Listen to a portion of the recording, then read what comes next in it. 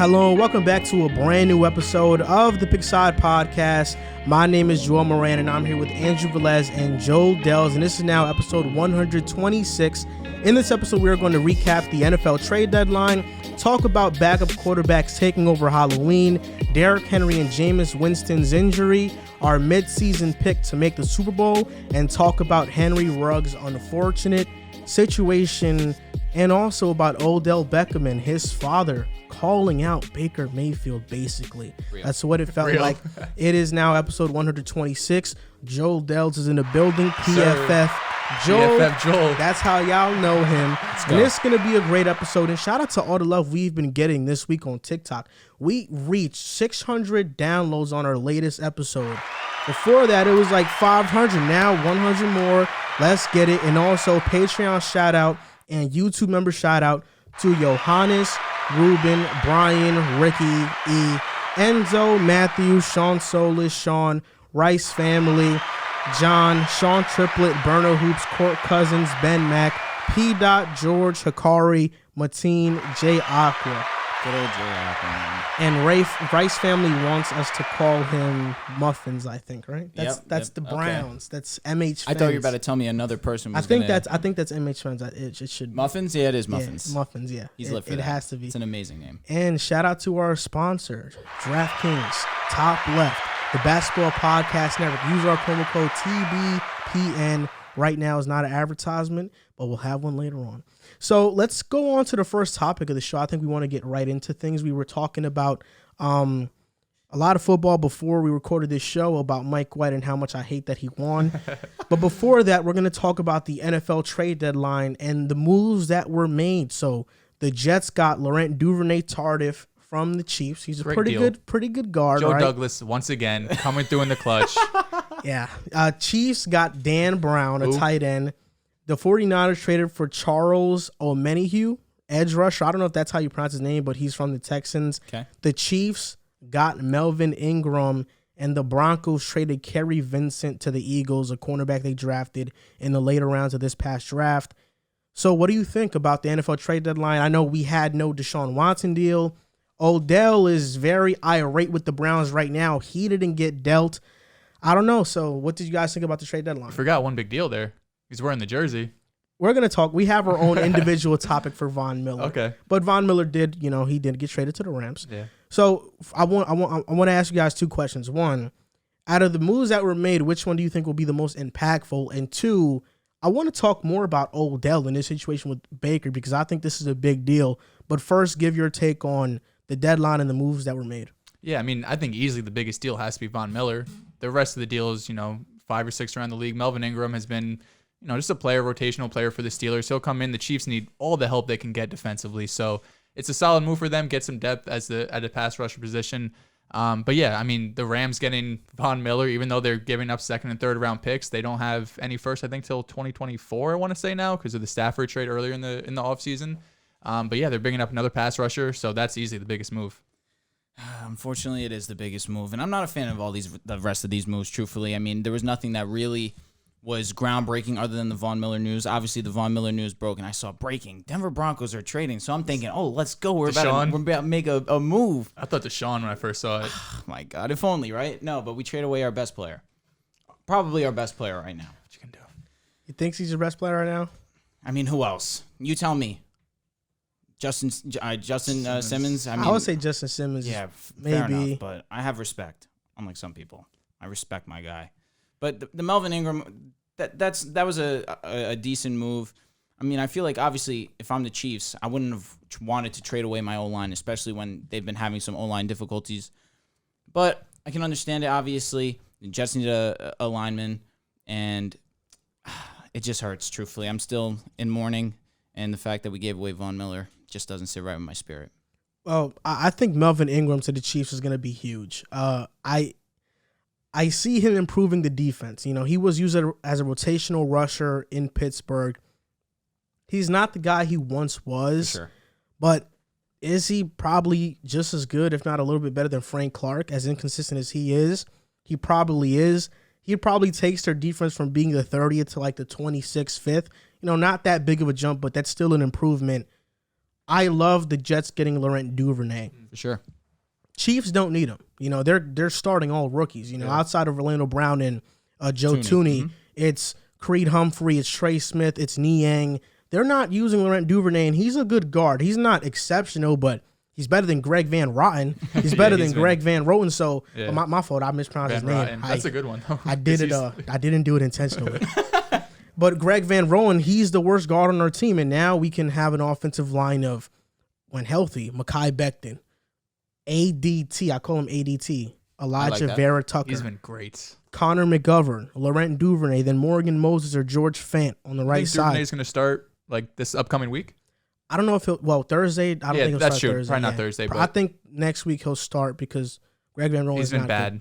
Yeah, so and against DeForest Buckner, that's going to be tough too. Were you guys disappointed? I'm only going to assume that the answer is yes. With what? Just in general with the whole trade deadline. I feel like every single year there's every always offseason. rumors that everything that people are going to get moved. I feel like I would have not been disappointed if Deshaun Watson was moved. Yeah, for sure. But you can't make a Deshaun Watson trade right now. Did you guys think that Von Miller was going to be the biggest name moved? I wasn't expecting him to get traded at all. Yeah, you can't trade Watson right now because if you trade for him, you don't know what Goodell's going to do. Goodell's come out and said once he gets traded, then we'll make a decision if he gets put in the commissioner's list. You can't give up 2-3 first-round picks.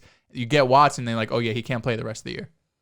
I was hearing from Ian Rappaport that if Deshaun Watson got traded, he could play tomorrow. Yeah, because right now he's not on the commissioner's list. But Goodell has said once he gets traded, then we'll come to it, which is kind of weird by the NFL. I thought there was rules and regulations to being put on the exempt list. I thought you needed a felony charge, and I feel like there's one other thing.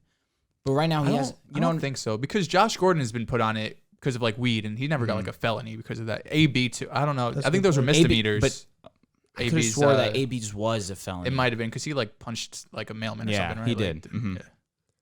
But I feel like there was one thing that I'm missing that was he meets both of those that he did not do. You know what I'm saying? I thought the commissioner list is kind of up to Goodell. If he thinks you shouldn't be playing, then he could say, all right, you're on the commissioner's list. Let's find out. Deshaun not playing or Deshaun playing would be a bad look for the league. Yeah. And we know that the league right now is trying to cater more to kids, having Nickelodeon specials now and stuff like that. So it would have been a bad look. But I want to talk about Odell Beckham for a little bit because Odell Beckham Jr., he's been injured, he's had ups and downs, and he's been known as this drama queen around the NFL from his days with the Giants. So probably that's the reason why he hasn't acted out on the Browns. He hasn't come out and, spoken publicly. He hasn't thrown temper tantrums on the sideline. He hasn't shown that passion. But his father posted a low light of Baker Mayfield basically not throwing to a wide open Odell. And when he did throw to him, just throwing complete ducks. And the highlight is on YouTube. It shows 4 games of it. It looks bad. Did he delete the Instagram post or no? I don't think he deleted it. I was going to say because he kept it up. Hours after I saw it and I went to his page and still saw the Browns clips. Receivers liked that post as well. Oh, jeez. LeBron James came out and said free OBJ. John Moran even came out and said free OBJ. So everybody's coming out saying free OBJ. I got no problem with LeBron saying it. Yeah, that's Odell's boy. His dad put an 11-minute video is kind of crazy. Crazy? Yeah. Or real? It's just, if Odell really wants to get moved, he should have done this weeks ago so the Browns have time to trade him. Now they don't. But I feel like it's been an undercover thing that he wants out. The Browns should have been traded him because him and Baker don't mesh. But do you think that a team would have taken on that salary, though? Because he has no guaranteed money after this year. So they could have. I mean, obviously you have to pay his salary this season. But after that, if you get him this year, he doesn't play well, you could cut him, and that's it. You free up all the money. But what do you think about this situation? Because I personally, obviously, it's an indictment on Baker Mayfield. Baker Mayfield, he's holding the Browns been back. In question. I know, but he's holding the Browns back. He is, but Odell's the only player he doesn't mesh with. Obviously, Baker's not a top 10 quarterback in the league, but he's not. If he was as bad with everybody how he is with Odell, Case Keenum would have started a year ago, even though he wasn't on the team. But you know what I mean? A backup would have started by now. It's just his connection with Odell, for whatever reason, it doesn't work. Baker also was the number 1 pick overall, so I feel like obviously he has a little bit more leniency than any other quarterback that would stink it up. But at the same time, how many times have we seen Baker Mayfield just not be that dude? I mean, there are plays where Odell is the first read and he's wide open and Baker doesn't throw to him. Wide open with yards. Why is this happening? Why is Baker not passing it to Odell? I feel like how many conversations have we had that Baker Mayfield, for some reason, whenever Odell's not on the field, he thrives. Last season was his best season, obviously, since his rookie season. And Odell wasn't on the field. And Odell missed basically the entire season, and they almost went to the AFC Championship game. And Baker had a bunch of very impressive throws. He made Donovan Peoples. Excuse me, I'm blanking on Donovan Peoples-Jones. Not Donovan Rashard Peoples. Rashad Higgins. Rashad Higgins was solid last season. We haven't seen him almost at all this year. And I spoke to a little bit on the last time we spoke football. Baker Mayfield has had chances to shine this season and get his team the win, and you just can't rely on him in certain situations. That game against the Chiefs, opening weekend, he should have secured that game by far. They have the best rush, one of the best rush offenses in the league. They should have put that away. They let the Chiefs come back on them, a Chiefs team that we've seen what they are. They really aren't the best as of right now. And the one opportunity that he had to win the game for the team, he completely folded. Threw an interception, and he looked terrible. So it's not like it's not the absolute first time or that Baker's been in question, at least this year. Looking back prior seasons, his second year he was significantly worse than when he was in his rookie year. Off his rookie year, they thought that the Browns made the genius pick. Freddie Kitchens was terrible. But at the same time, you look at that video and you truthfully just understand what Odell is going through. He's got yards of separation. He's sitting in zone coverages, wide open, by himself, no defender near him, and he's just not getting the ball. The perfect game to think about is the one against Minnesota. He had 2 touchdowns, not one, 2 touchdowns with at least 3 to 5 yards of separation, and Baker which is wide open in the NFL. Oh, and when you're Odell, that's all you need. Yeah, and he completely underthrew him. Yeah, both times. So it's to a degree. Do I agree with what you're saying about his dad posting in and being a little bit over the top? For sure. But when there's a 10-minute long clip of highlights like these, I can understand if it was like a minute, 2 minutes max type video where he's just, little mistakes. Because then you could be like, listen, he's nitpicking here. 10-minute long video of what? How many second clips? Yeah, at short. most 20? Yeah. There's about 6 plays. No, I wouldn't say 6. There's about 4 plays every game where Baker misses Odell. And it's every week. And I feel like that video going viral is dispelling a narrative about Odell right now. That's a fact. That he's washed. Because if you watch that, Odell is not washed. He's not producing. He doesn't have the stats because of Baker.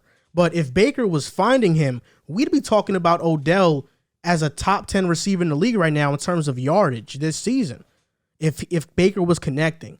So I feel like that narrative is getting dispelled that Odell is washed. And I think in a different situation, he could thrive. The Saints are looking at him right now if he gets released. I forgot who else is looking at him. Las Vegas. Las Vegas. Henry Ruggs. We're going to talk about that. Listen, he goes to the Packers. Things get scary. I'm serious. Him, Rodgers, Devontae, Jesus Christ. Because then you obviously are going to look at Devontae Adams way more. So what? You're going to have Odell Beckham on an island by himself. Would you pick the Packers to make the Super Bowl to win it if they have Odell? I can't. Not over the Rams? They'd be third in the NFC for me. With Odell, they got to third over who? Who's your top 2? Rams and Bucks. Okay. Yeah. Ooh, no Rams. Oh, you said Rams and Bucks. Yeah. Okay, I didn't hear the cards. I guess that's what I was looking for. Without that defense, without a healthy defense from the Packers, I'm still unsure. Obviously, we got to see Jair come back. Smith has to come back. But they played excellent against the Cardinals without majority of their guys. Impressive wins by the Packers in a Matt while. LaFleur. His play call was good.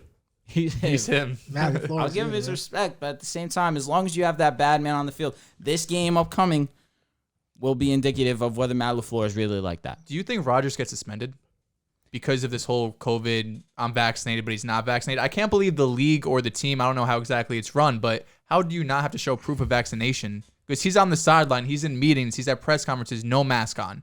There's no way the NFL is like, oh yeah, Aaron Rodgers, go ahead and do it. So either he lied to everybody, or I don't think he's showing them a fake vaccination card, but he said something's going on. He said he had another form of immunization. Yeah, and he asked the league. He went to Canada, right? He asked the league, oh, can this count? And they said no.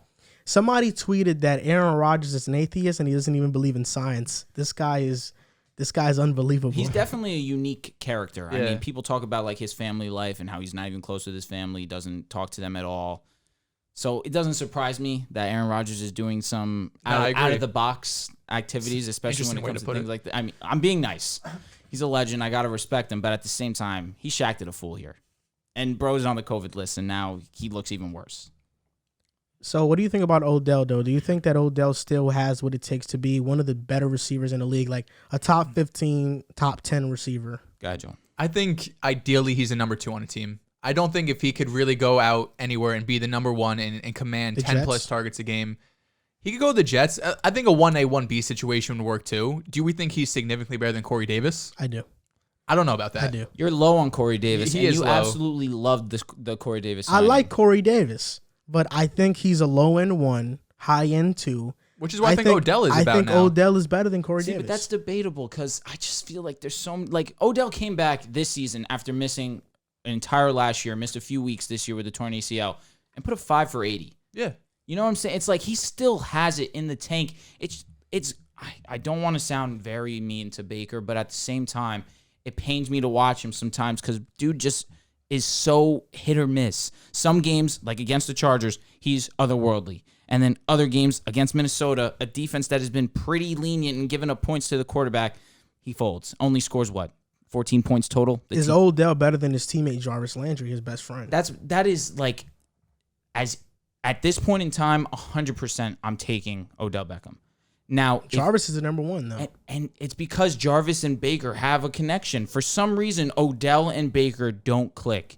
If Odell went to Indianapolis with Carson Wentz, that would be extremely intriguing. You need you need some kind of other weapon. I love that because the Colts have had a receiver problem for a while that they have failed to address. They know T.Y. Hilton gets injured all the time. I'll give respect to Michael Pittman. He's been balling. Michael Pittman was a great pick. I wanted the Jets to draft him. Yeah, that would have been fun.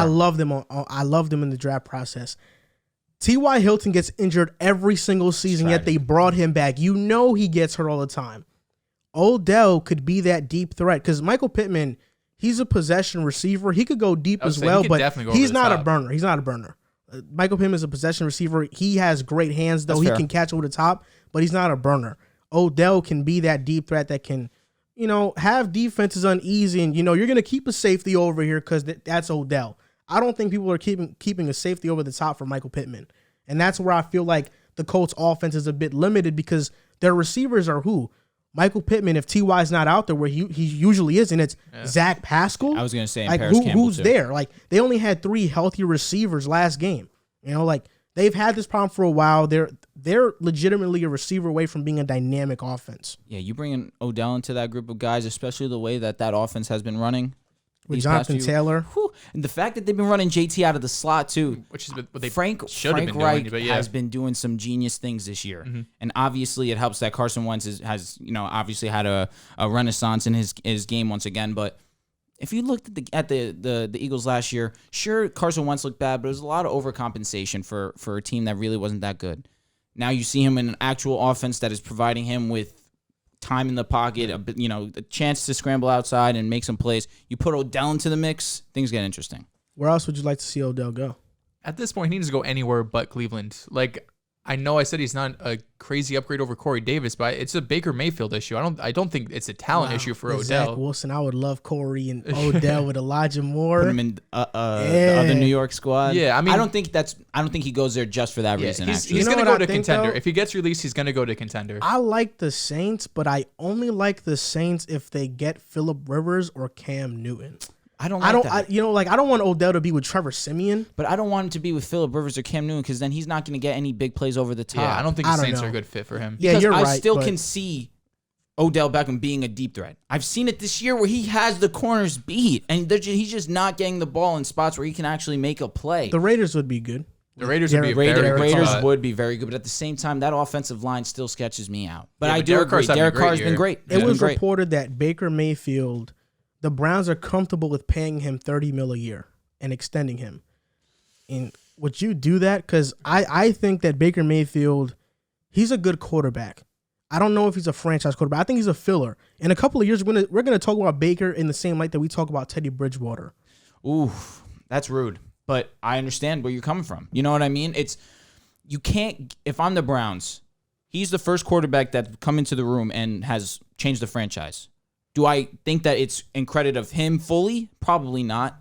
But do I give him some credit? For sure. I mean, you don't come in and come to one of the worst franchises, arguably the worst franchise in the NFL, and make them a respectable team and not have any kind of praise to your name in that sense.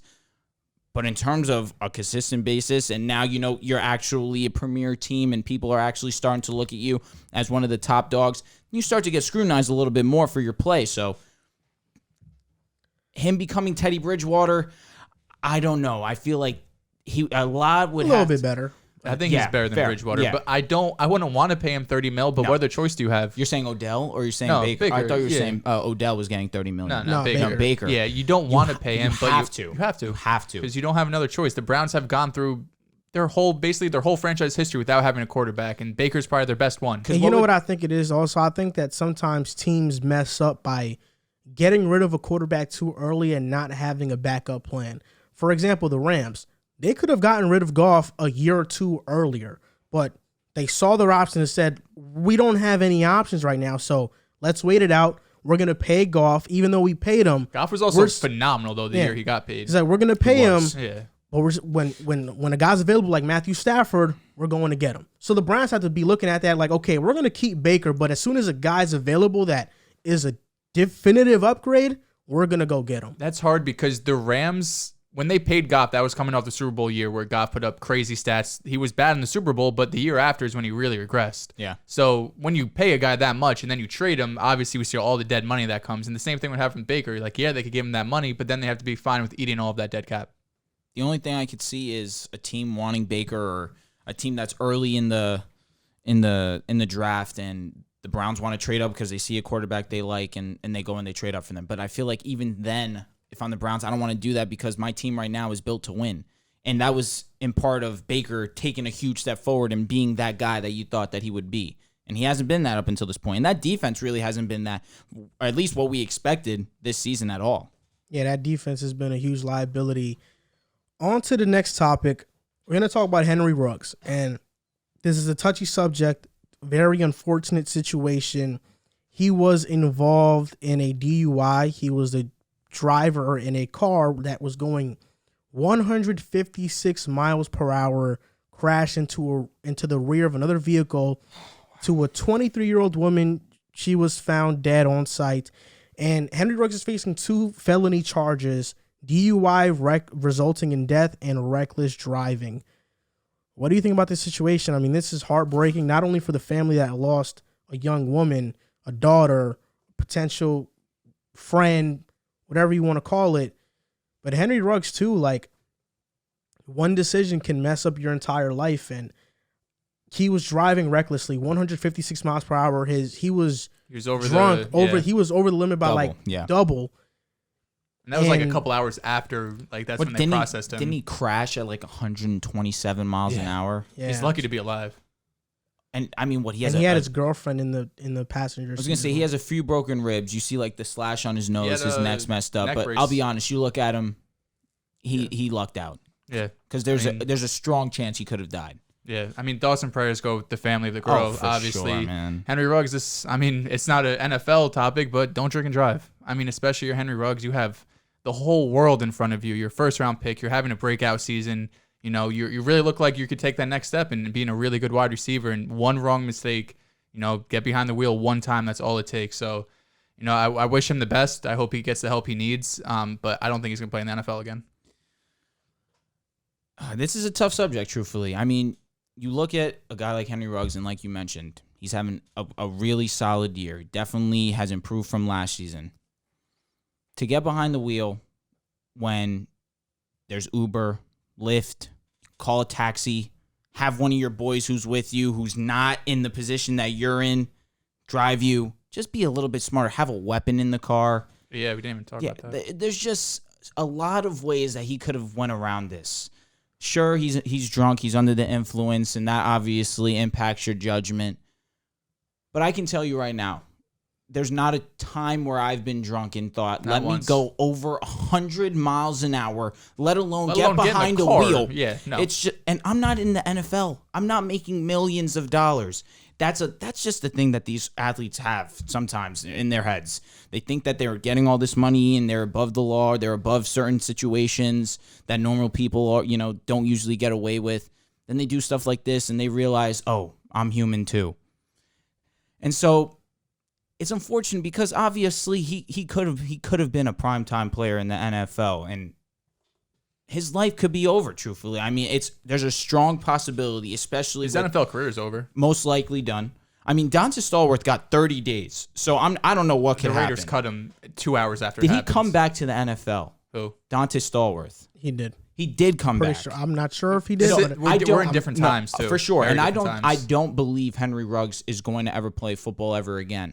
It's a possibility. Bro does 20 years in jail. Like his entire life is changed forever off one decision. Yeah, because it's different if you get that charge right. It was DUI with murder, resulting in death. It's one thing if it's like a manslaughter charge and it's an accident, but he's going 150 miles an hour. He's drunk. He has a weapon in the car. It's easy to prove that there's intent there, or malicious intent. I should say. One thing I did find out though is that Las Vegas actually has a little bit more leniency in terms of DUI accidents. So because obviously Las Vegas is such a live place and people are drinking all the time, they know that people are going to be drinking and driving. So the penalty is not as harsh as it is in other places. So before it came out that he was going 156, people thought that it was possible he could get the minimum, which would be 2 years. But now you find out that he's going over 150. He blew over double of what the legal limit is for blood alcohol in your system. He's done for. Unfortunately, it's sad. Like you mentioned, thoughts and prayers goes out to the family of the woman that was impacted. But it's just a sad situation all around. I mean, this is bigger than football, and that's why I don't want to bring any of his stats into it, anything that he's done, because this is bigger than football. And I think Well said. Henry Ruggs, to be so young to make a mistake like this, it's going to cost him his future, his livelihood. He's still on a rookie contract and paying those lawyer fees, trying to fight this case, the lifestyle he's living, buying these cars. He could be in a position where when he comes out of jail, he is broke. And that's the harsh reality of it. I hope it doesn't happen, but there's a big possibility that it does. He now has to live with the guilt of doing something like this, knowing that you survived, knowing that you killed somebody. And it's tough to do because when you're intoxicated, you don't really know what's happening. You don't have that type of remorse. But now that he's sobered up, he realizes I really did this. Like, this is something that I did. If he does get the minimum, which is of 2 years, who knows how people view him after that? Who knows what it's going to be? I'm not going to say that it's out of the question he could return to the NFL, because if a team looks at him and he's 25 years old and they still see somebody that runs a 4.2, we know the NFL is a business and they're about winning. So I'm not sure what's going to happen there. But this is just unfortunate. And Las Vegas, you mentioned it, is a place that a lot of people party. And that's why I think part of the reason maybe moving a team to Las Vegas was the wrong decision. Because Josh Jacobs had a DUI earlier this season. I mean, earlier this year, not this season. He had a DUI earlier this season. If you're a famous athlete in the state of Las Vegas, football player, you're on top of the world, Allegiant Stadium, brand new stadium, it's very easy for you to get mixed up in that lifestyle that results in more mistakes like that. Obviously, it's just been Henry Ruggs, and Josh Jacobs got a DUI earlier this year, but there's more of a chance for that to happen. And Derek Carr's came out and he's heartbroken about it. Raiders fans were hoping for a great season. John Gruden is now gone. Henry Ruggs now gets involved in this accident. There's a lot of things going on, and I just think this is unfortunate that this had to happen. Not only for Henry Ruggs and the guilt that he has to face later on, because he deserves whatever's coming to him 100%. But I still feel remorse for him in the fact that he has to deal with this guilt, and it's a huge burden. And then the woman that lost her life, 23, she has her future in front of her as well, the same age as Henry Ruggs. And then the pain that her family has to deal with, it's a lot. It's a lot to come by. It's just unfortunate, too, because you look at the Raiders and, people should be praising them for what has been going on. I mean, a lot of people were low, me included, on the team coming into the season. And instead of looking at them as wow, this is one of the biggest surprises of the football season, they've been playing excellent. Now they have to deal with John Gruden. Now they have to deal with Henry Ruggs. And they're taking away from the excellent things that they're doing on the field and what should actually be at the forefront. But now it's on situations that clearly deserve more attention. It's just unfortunate that it's taken away from the team's success. Yeah, hopefully Henry Ruggs comes out of the situation a better person, and if, learns from his mistakes and really feels this, because, there is a possibility that he doesn't even care. So that's tough. I don't know if I'm willing to go that far. I don't know. But I understand. There's a possibility that he cares that he's going to jail, but doesn't care about the life that he took. I hope that's not true. I think once time will come. As time's going to pass, we're going to find out more and more about Henry Ruggs' past and things that he's done. So, from what we've or have known up until this point, Ruggs really has not been anywhere in the news related to anything negative. But obviously, this is just one of the worst things that could have happened to him, and obviously, it's going to be on his name forever. This past Sunday, it's Halloween. Was it Monday? It was Sunday. Sunday was Halloween. Sunday was Halloween. It was the day of the backup quarterbacks. Geno Smith won versus Jacksonville. Cooper Rush beat Minnesota. Sunday Night Football. Trevor Siemian beat the Bucs, the big mighty Bucs, with Tom Brady and company. And then Mike White beat the Cincinnati Bengals. In his first career start, threw for 405 yards. His jersey is in the Pro Football Hall of Fame right now. And they're talking about a quarterback controversy between him and Zach Wilson. Which backup quarterback win was most surprising to you? It was between two players for me. It was between Cooper Rush and Mike White. Now, I'm a Jets fan. I didn't watch the game live, honestly, because I didn't have any interest in it, right? Zach wasn't playing. We're coming off a terrible loss to the Patriots against a Bengals team who probably their biggest win in the last 5-6 years against the Ravens, right? Absolutely blowing them out. I'm thinking we're going to get 30 clipped. But I watched the game after, and Mike White was Mike White. He put up a crazy stat line, 37 completions. He had 405 yards, 3 touchdowns, 2 interceptions. One wasn't really his fault. Another one was thrown behind him. But I think the most impressive win was Cooper Rush playing on Sunday Night Football against a really good Vikings team. Unlike Mike White, he actually threw the ball down the field, had an average up target about 10 yards, which is, probably top 10, 15 in the league. Lamar leads it right now at around 11 yards. Obviously had a great game-winning throw to Amari Cooper at the end of the game there. And Minnesota, or I should say Dallas, competing not only for the division, but competing for the number 1 seed. This is a big game against another NFC opponent that, once tiebreakers come around, and if they do have to go multiple times to the NFC record, that's going to be a big win on his record. So to me, it's Cooper Rush. Mike White looked fine. I'm sure we're going to get into more Mike White in a little bit, but I'll take Cooper Rush as the most surprising win. Believe it or not, I don't have Mike White as my most impressive win. As impressive as he was, 100%, I'll give him his credit. 405 is insane, especially making your debut, especially against a Cincinnati Bengals team that all of us have been talking so highly of, one of the best teams that we have in our league right now, one of the more up-and-coming teams that we have in our league. But Trevor Siemian coming in, Bronco legend, might I add. There's no bias here? Not at all. Okay. And truthfully, none at all. Coming in, especially unexpected. This is what stands out to me. He had probably no clue that he was even going to come into this game. Comes in against one of the best teams in the NFL, in the Tampa Bay Buccaneers, with one of the best defenses in the league, and held his own. Threw for about 150, had a touchdown. His completion percentage was mediocre, 55%. But he managed the game very well, did not turn the ball over, was hitting the passes that he needed to, converted a 4th down, threw the ball down the field. I think he had like a 38 to 40, around 40-yard reception. 2-minute drill, he ran it. 2-minute drill's not what happened. He had a 4th quarter drive that he gave it to Brady with like a minute 40 left. But regardless of that, in that 4th quarter, he drove down that field and led the Saints to take the lead over the Buccaneers. He gave them the best chance to win the game. And I against the Buccaneers, I can't give him enough credit. The fact that he just probably didn't have any time to prepare for the game at all, probably just did the minimum homework, because obviously this is Jameis's team, to come in and beat one of the best teams in the NFL. That sticks out to me the most. And not to take anything away from Mike White at all, but Mike White had a full week of preparation for the Bengals. I mean, obviously you can't really truly prepare for a game until you're in the game in that moment, but Siemian was a professional, and he did exactly that on Sunday. Siemian was good. I think it's up there for the most surprising quarterback win, as well as Cooper Rush. Even though Dallas, Minnesota, I think Dallas's defense just stepped up big time. They're a great defense. Saints and the Bucks, their defense up the big time. The Jets defense up the big time as well. I don't want to take any credit away from them. I don't even want to answer this question. I'll be honest. Because I don't care about this question. All I care about is the aftermath of Mike White doing this and how much it pissed me off. And in the moment, I was irate. On Twitter, people adding me saying, oh, look at this guy, Mike White. He's better than Zach Wilson.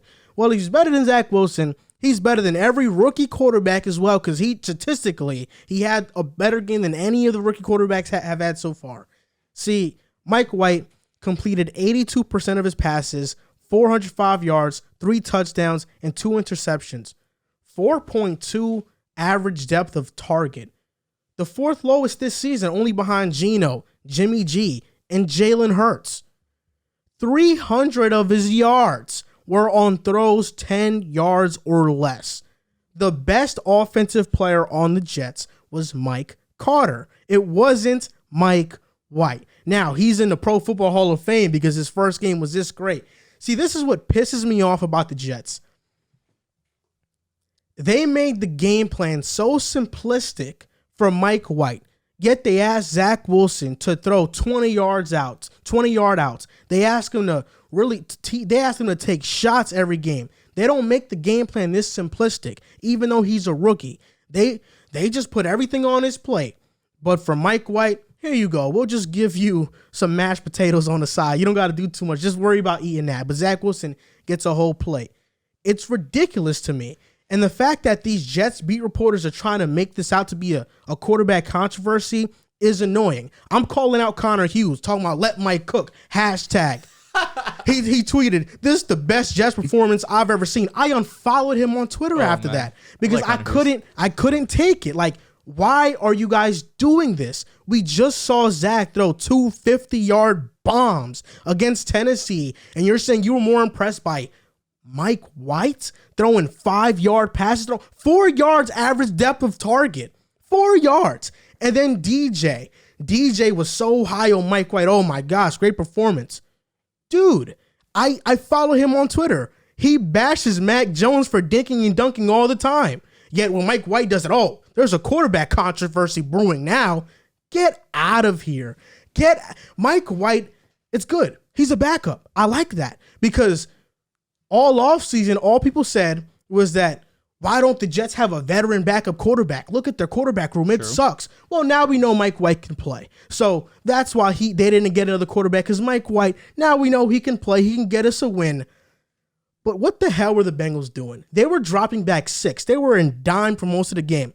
Who are you trying to stop? Elijah Moore? Denzel Mims? Like, who are you trying to stop from over the top that Mike Carter's open every single time? Like, who are you trying to stop?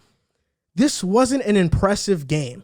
I saw this game. I saw Mike White, and I said, okay, it was good. But I didn't walk away from that game like, wow, Mike White, there's a quarterback controversy here. No, there's not. Stop it. It's enough. I'm tired of it.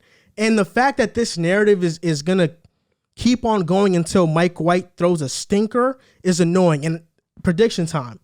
Mike White is going to be awful against the Colts.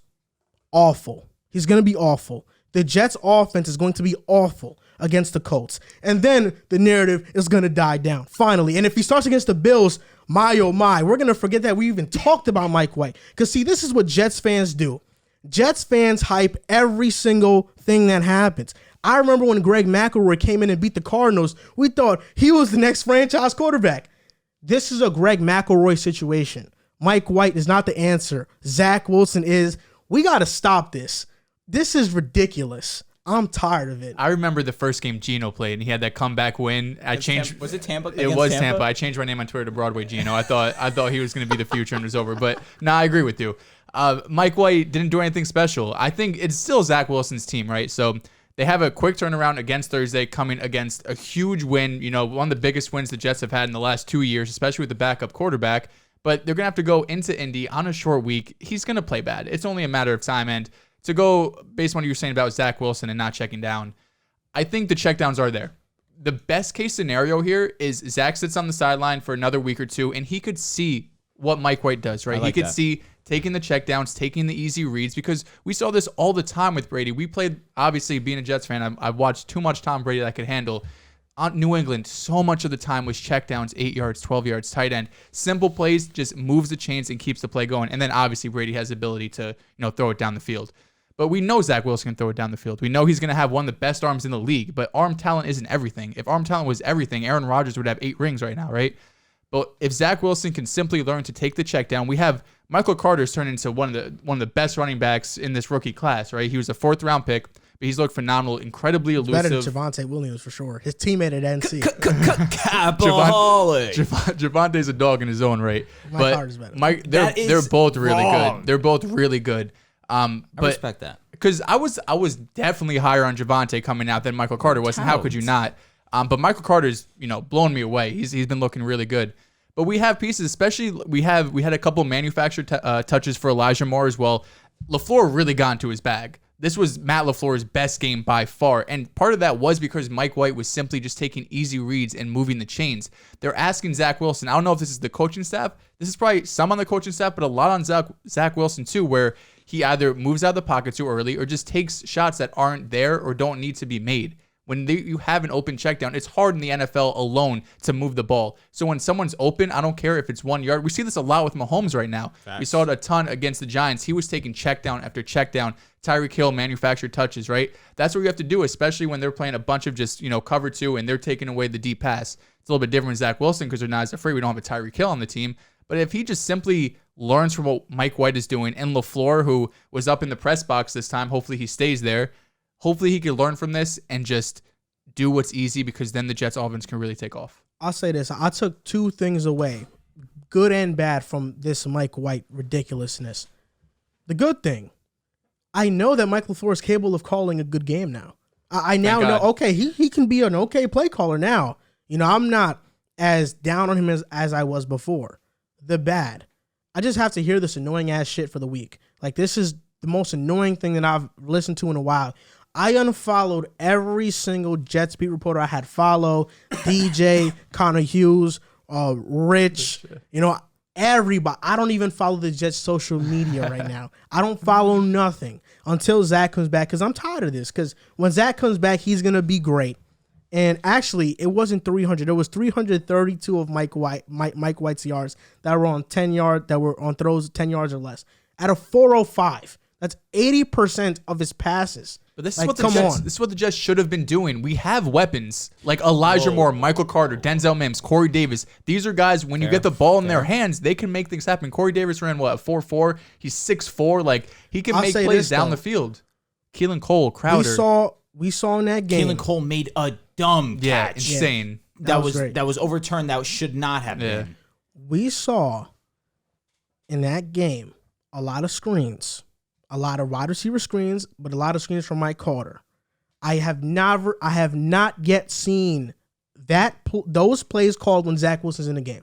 I don't see screens called when Zach Wilson's in the game. It's because he can do more with his arms. So automatically they're thinking, all right, we can, spice up the play calling a little bit because he's a little bit more advanced than what we have, or what we think we have in Mike White. But that's what I think is ridiculous. Because, I'm with you. Like, for example, Cooper Rush goes and fills in Dak's spot.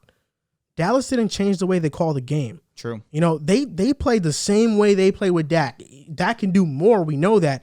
But it wasn't like they said, okay, Cooper Rush, now we're just going to give you a bunch of screens, and that's it. That's why Sean Payne has success with Drew Brees, Jameis, Teddy, Taysom, Trevor Siemian. He calls the same thing. He's consistent. But with LaFleur, oh my gosh, you give Zach, everybody go 4 verticals. Now, when it's Mike White, okay, we're going to do screens now. All short passes. We're going to make it easy. But for Zach, everybody just go 4 verticals. Just go do posts, and Zach will find you 40 yards down the field. It's just ridiculous, and I'm tired of that. I'm not going to let you guys off the hook. To say he wasn't impressive. I didn't think he was impressive. It's a little bit rude. No, I didn't think it was Making his debut start to throw for 405, I get it. It was a bunch of checkdowns. Nevertheless, against one of the best teams in the AFC. and they had a bad defensive game plan. This was such a trap game. Should have saw it coming. You think so? We were coming off the worst loss we've had in years, 51-13 against New England. Bengals coming off their best win in 3 years, blowing out Baltimore. We should have saw this coming. He also did make some very impressive throws. He made some. That throw to Barrios was insane. Which was like 8 yards. It was more than 8 yards. It was like 15 to 20 probably. It was definitely not 20 because he didn't throw any yard. He didn't throw any pass. What's his longest reception? Do you know? 26. 26. Okay, but that's Yak. Yeah, it could have been. Oh, Yak. really? Okay, fair enough. That was the longest completion was 26. I don't know how like air yards. I think his longest air yards completion, just from my eye test, was the game-winning touchdown. From my eyes. See, but that's like 12 and the Keelan Cole one too. Another thing we need to give him credit for was being able to read the defense. Of course, it was easy to read because they're playing so far back. But regardless of that, you're making your first debut. He didn't allow the moment to be too big for him. He stood in that pocket. He still made the throws. And to make that have that game-winning drive, to score the touchdown, to catch the 2-point conversion, to say it wasn't impressive is borderline disrespect. I will say this. I'm more impressed with Zach Wilson being the first one to congratulate him on his big game than his big game. He's real. That's rude, but he's real. That's what I am. Listen, man.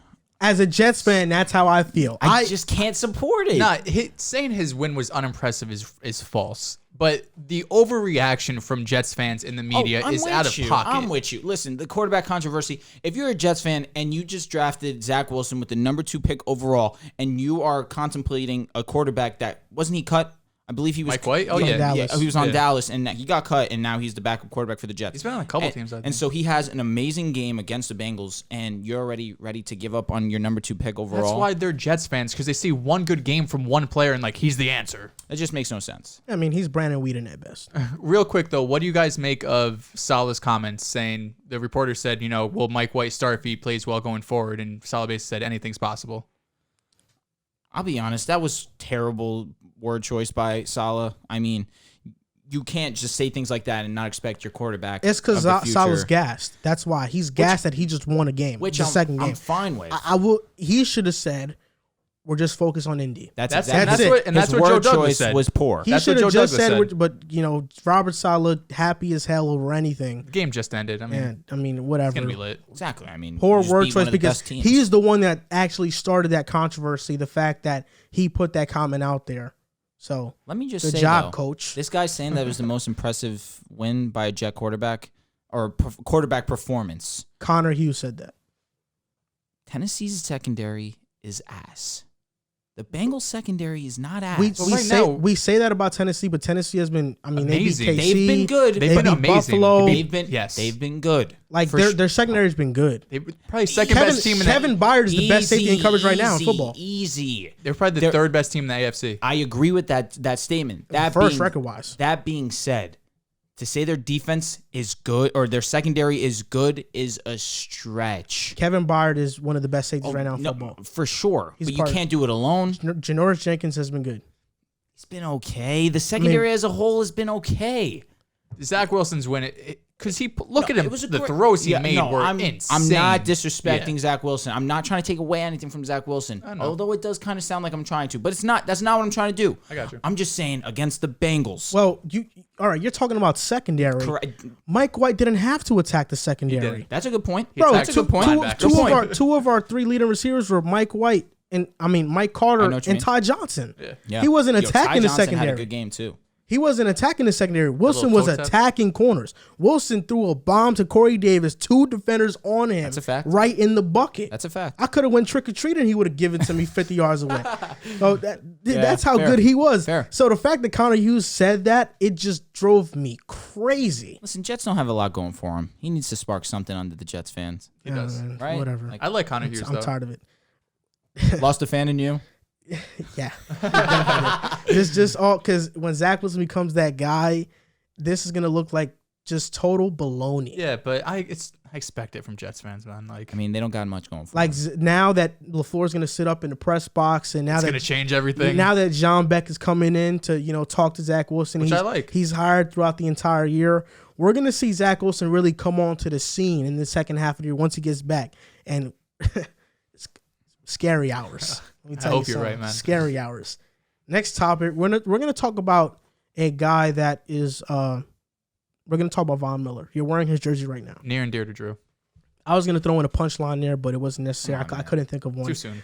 Von Miller Wait. is on the Rams. The Rams traded, second round pick. They traded their first round pick, I believe, as well. It was a second or a third. Second and third. Second and third.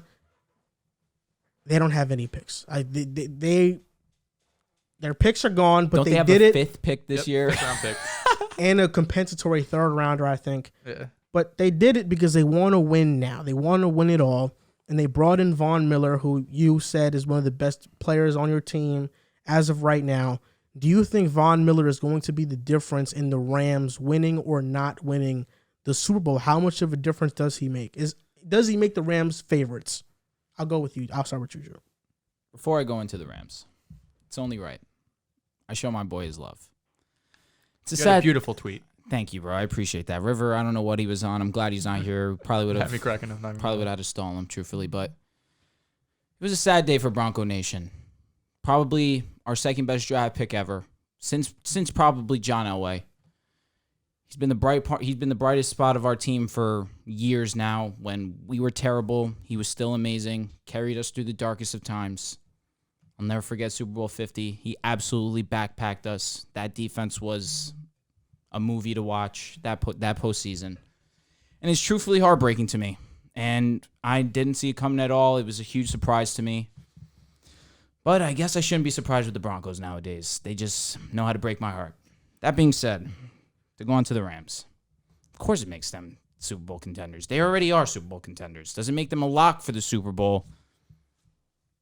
I mean, it only helps their case, to be honest with you. I've already said multiple times, multiple occasions on this show, Rams are my team. I mean, they're as close to perfect as it gets. Sean McVay holding down that offense. Now you have the real Matty Ice and Matthew Stafford that has been holding it down. MVP favorite as of right now, according to PFF. Robert Woods, Cooper Kupp, who's been arguably the best receiver in football. A solid O-line that's been doing a job. Darrell Henderson, almost disrespected him, who has been balling this season. He's been stellar. And we look at the defense. You're going to pair arguably the greatest defender of all time in Aaron Donald with probably the second best defender of our generation in Von Miller, only to Aaron Donald, who are now on the same team. And now you add Jalen Ramsey, who probably is the best corner we'll probably see outside of Darrelle Revis in our lives. This defense is insane now. This pass rush is going to be insane now. And Von Miller is only going to benefit from this because he's playing alongside Aaron Donald. It doesn't matter where you're going to put them on that line. They're going to get to the quarterback. Because obviously you're going to double Aaron Donald because he's Aaron Donald. So what, you're going to leave Von Miller on an island? Von Miller? Doesn't matter what point he is in his career. He could be 70%, he could be 80%, he could be 60%. You put him alongside Aaron Donald with the skill set that Von Miller has, it's a wrap. So this, of course, it only adds. I was probably 95% confident they can go to the Super Bowl. I'm at 99. I mean, this is exactly what they needed to add to that pass rush, to take the pressure off Aaron Donald, because we see it every game. He's getting double and triple teamed. Triple teamed is crazy for a defensive tackle. Now you bring in Von Miller into the mix, and you just look at the season that Matty Staffy's having. It's looking as close to a lock as it gets. I think this was a win-win. I think the Broncos getting a second and third round pick for someone who is probably going to walk in free agency, who's 31 years old now. Yeah. The Broncos they're hard because they're kind of heading towards a rebuild. This trade makes me think they want to rebuild, but they're really just a quarterback away, and they still are. But for whatever, I still think the Broncos made out well getting a second, third round pick. The Rams, like you said, they were already Super Bowl favorites. They were number one for me, with the Bucs being number two if the secondary could get healthy.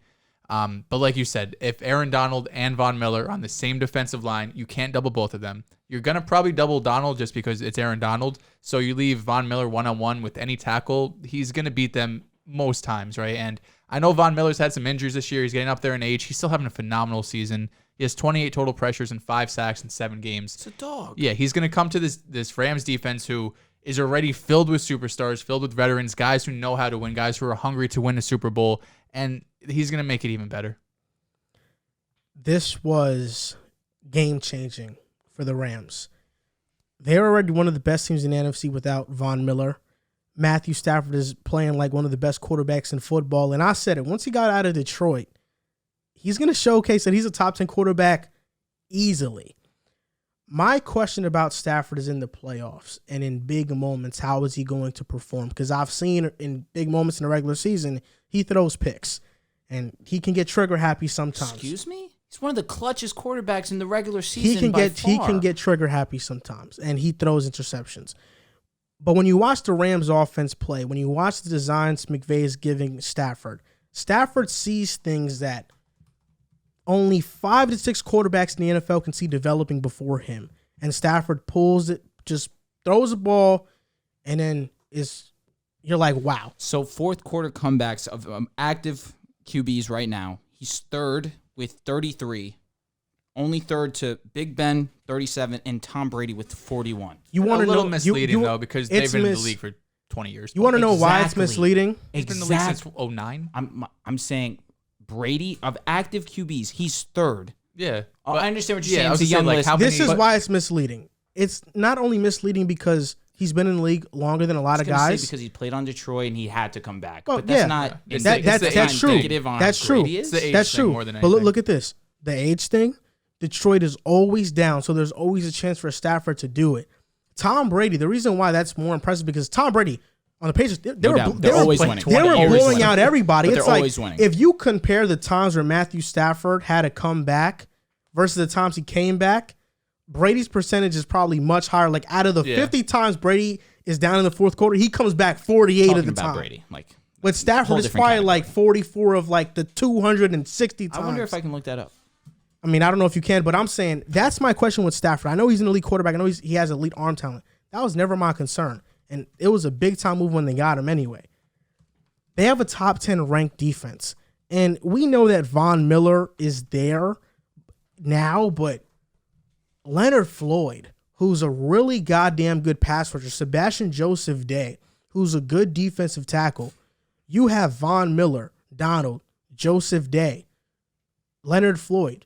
You don't have to blitz. And in the NFC, that's huge because you can't blitz Collar. Like, if you blitz Collar, he's going to scramble around, and now you got to worry about D-Hop and AJ and weapons they have versus Tampa. If you blitz, now you got to worry about Mike Evans, Godwin, AB, Rob Gronkowski versus Dallas. You can't blitz because then you got to worry about CD and Amari Cooper. This gives the Rams the ability to just rush 4 and drop back corners. Facts. And play in coverage and protect that deep ball. And their cornerback group outside of Jalen Ramsey is a bit suspect.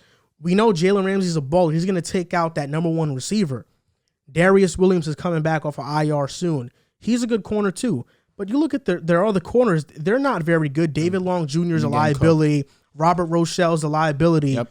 But now if you're playing dom and you're rushing these 4, it makes it much easier for the Rams to be better on defense. Right now, they're one of the highest percentage blitzing teams in the NFL.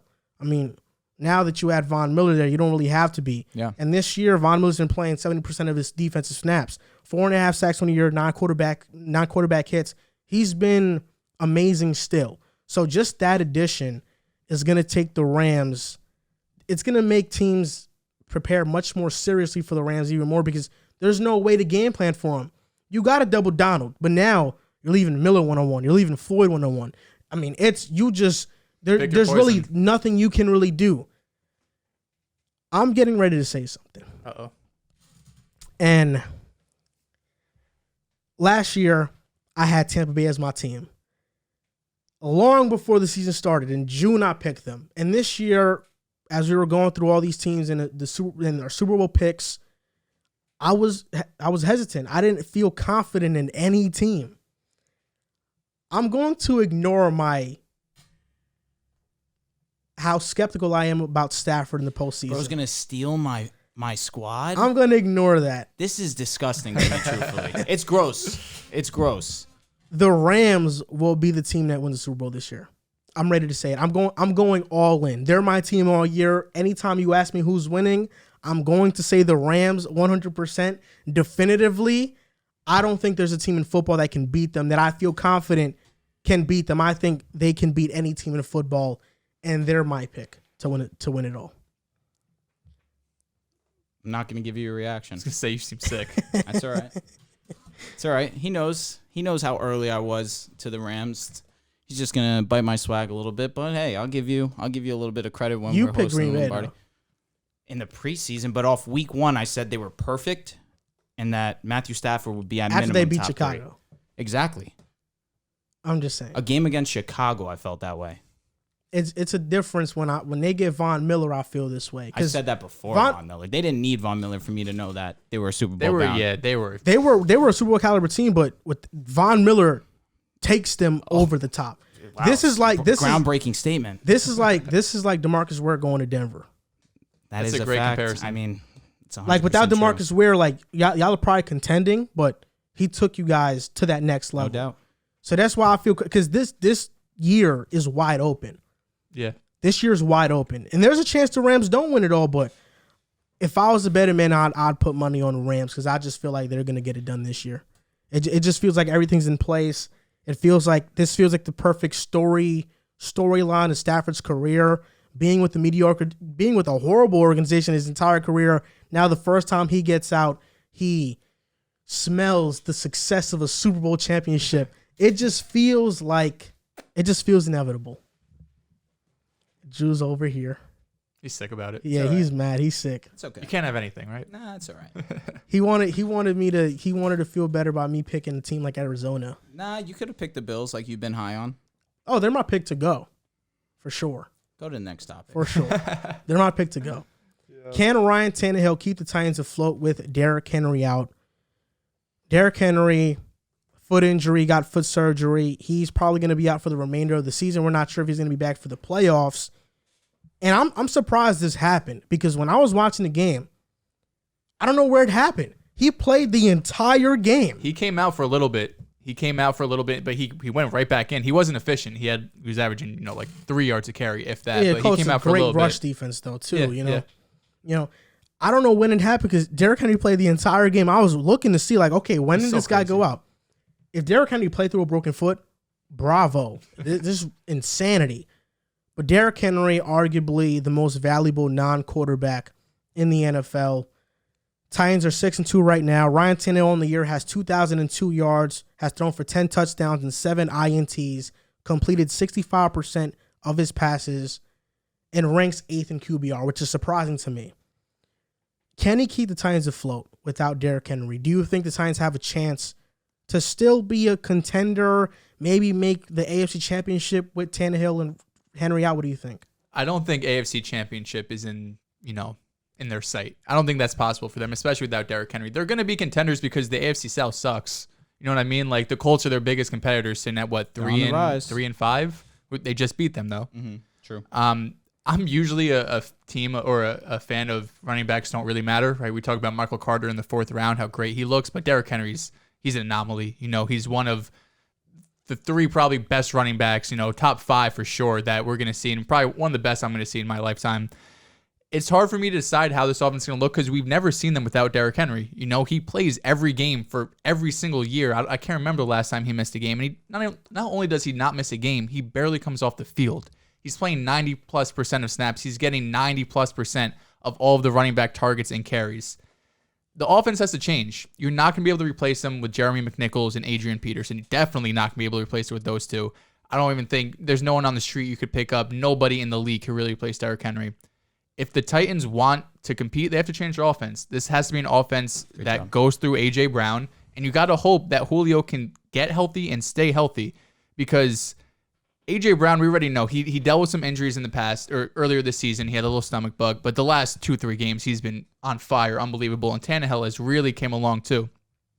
Not only is Derrick Henry going to be lost in the rushing game, but he's having his best receiving season too. All of last season, he had 19 receptions for 114 yards, and this year, 8 games in, he had 18 receptions for 154 yards. So luckily, being in the AFC South, they'll be able to compete. They'll make the playoffs. They could even win a playoff game. I don't think they'll make the AFC Championship game. Now it's really a matter of time to see, can Tannehill lead this team? Because Derrick Henry's not going to be there forever. Can Tannehill lead this team with below average backfields? And you have weapons outside of A.J. Brown. If Julio can't stay healthy, though, that's tough.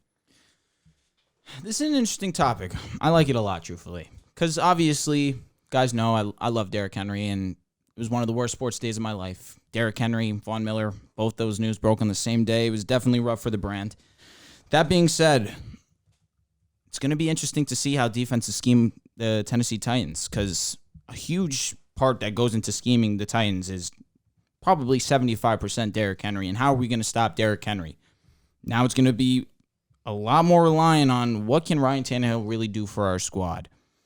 I don't know if it's going to be as seamless or as easy as, just throwing in Jeremy McNichols or Adrian Peterson, and that's the Band-Aid to the cut apparently. But I think that we're gonna actually have to see Tannehill take a huge step in his game. Obviously, he's 10 touchdowns, 7 interceptions. He's top 8 in yards this season, but that is due to Derrick Henry opening up the field for them. 9 out of 10 times they're sending 7, they're sending 6 minimum, because you always have to take into account Derrick Henry rushing the ball. He's getting the ball a minimum of 20 to 25 times, absolute minimum 20. So now you take Derrick Henry out. I do think McNichols is going to have success because he is a solid pass-catching back, and that's only going to benefit Ryan Tannehill. But if you only have to worry about A.J. Brown, if Julio Jones is going to be in and out of the lineup week in, week out, it gets a lot easier to scheme up the Tennessee Titans offense, truthfully. Do I think they'll make the playoffs? Yes. Like you mentioned, the divisions is a little bit wacky right now, but I'm still high on the Colts. It was a great game that they just had. I think, they lost by 3 points? Overtime, yeah. And a big part of Ryan Tannehill's success was Derrick Henry champed through it. I mean, as long as Derrick Henry's on the field, you, no matter what, have to take him into account. With him out of the lineup now, and defenses aren't going to be scared of McNichols. They're not going to be scared of a 34, 35-year-old Adrian Peterson. He might be older than that. I really haven't checked his age. 36. Damn. There we go. I mean, listen, AP is one of my favorite players ever. 36-year-old Adrian Peterson. For sure, Frank Gore can do it. Probably Adrian Peterson can do it. But doing it at a high level, he's definitely not going to be doing it at the level of Derrick Henry. That is, I don't think anyone has that thought. It's a lot to ask of Ryan Tannehill. Do I think he'll take him to the playoffs? Sure. But do I think there'll be a first-round exit without Derrick Henry? Probably. The Titans are done. It's over for them. They'll make the playoffs because they got off to a 6-2 start, and the Colts have to climb back there. But they're done. Ryan Tannehill in 2020 had 7 total interceptions. This year, he has 7 interceptions already. And this isn't the same guy that I saw when he first got to Tennessee. I feel like Todd Downing is a major downgrade from Arthur Smith. AP, McNichols, hell no. They're not filling the role of Derrick Henry, not even together. Nobody can. Nobody in the NFL can. Their upcoming games are against the Rams, the Saints, the Texans, the Patriots, a bye, then against Jacksonville. So I think after this stretch of games, they'll be 8-5 because I have them losing to the Rams. I have them losing to the Saints, but that's a toss-up. I have them winning to the Texans. I have them losing to the Pats and beating Jacksonville. So I think they'll go 2-3 in this stretch. It's not all Tannehill's fault if they don't have success. The reason for this is because Julio hasn't been healthy. He hasn't been on the field. We haven't gotten to see AJ, Julio, and Henry. We're not sure if he can stay healthy. Their tight ends are not good. You only have AJ Brown. So if Julio's not out there, you really don't have anybody outside of AJ Brown that can really create, that's a playmaker. They have the 21st ranked pass blocking offensive line, the 14th ranked run blocking offensive line. Ryan Tannehill was the 5th most sacked quarterback in the NFL. We saw when the Titans had Derrick Henry but no Julio and AJ, they couldn't beat the Jets. So now with no Derrick Henry, you'll have AJ who knows about Julio. He's always in question because he's always hurt. Their offense is going to struggle. Ryan Tannehill this year has been incredibly inaccurate. I mean, high on throws. He's predetermining his reads. He's throwing into coverage. This is not the efficient Tannehill that I saw in 2020 and in 2019 after he got the start. This is not the same guy because even then, as much as you want to contribute his success to Derrick Henry, this is why he was so great. It really wasn't because Ryan Tannehill led a lot of fourth quarter comebacks. The same thing you praised Matthew Stafford for. He had to drop back in shotgun a lot of the times, and he was making plays, and he was clutch. This year, that just doesn't seem to be the case because I don't think this team is as intact as it once was. Last year and the year before, you had AJ, you had Corey, you had Jonnu Smith, you even had Adam Humphries in 2019. You had guys. Even in 2019, Derrick Henry wasn't there, but they had Dion Lewis, who was a really good receiving back. They don't have that. Their defense, though, I'm confident in their defense because Harold Landry has taken a big step this year. Jeffrey Simmons has been phenomenal. I think Rashaan Evans is coming. 2018, you mean? Yeah, I think Rashaan Evans is coming back soon. And Kevin Byard has been amazing as well as a safety, one of the best safeties in coverage. I think their defense will be just good enough to keep them in games. It's not a Kansas City situation where Tannehill has to play near perfect and their defense is still going to give up 30, but he'll still find a way. The Titans won't give up 30. Their defense isn't that bad. They'll hold their own.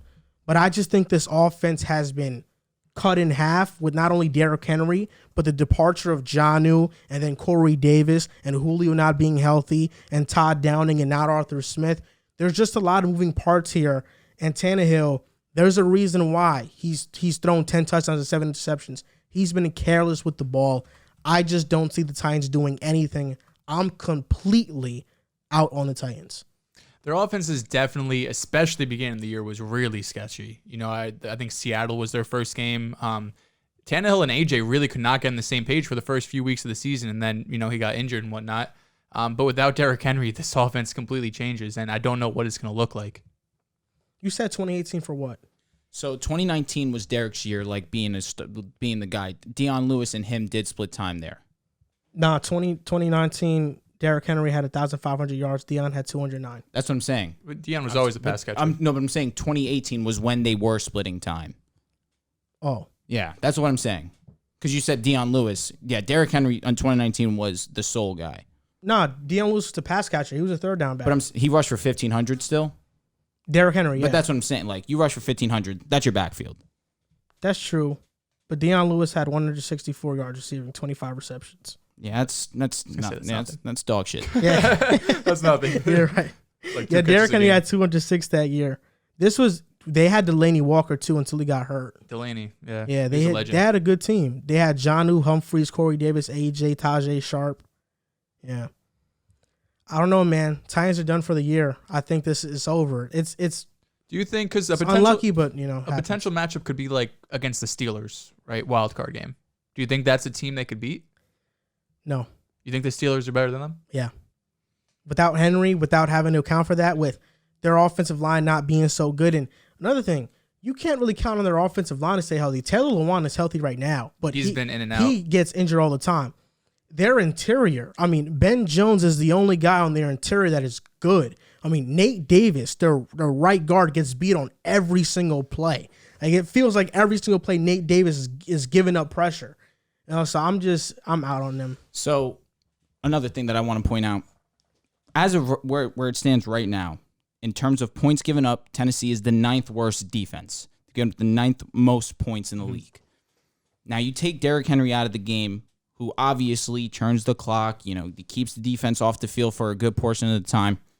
You take Derrick Henry out of that equation now, it's going to put the defense in a bunch of sticky situations.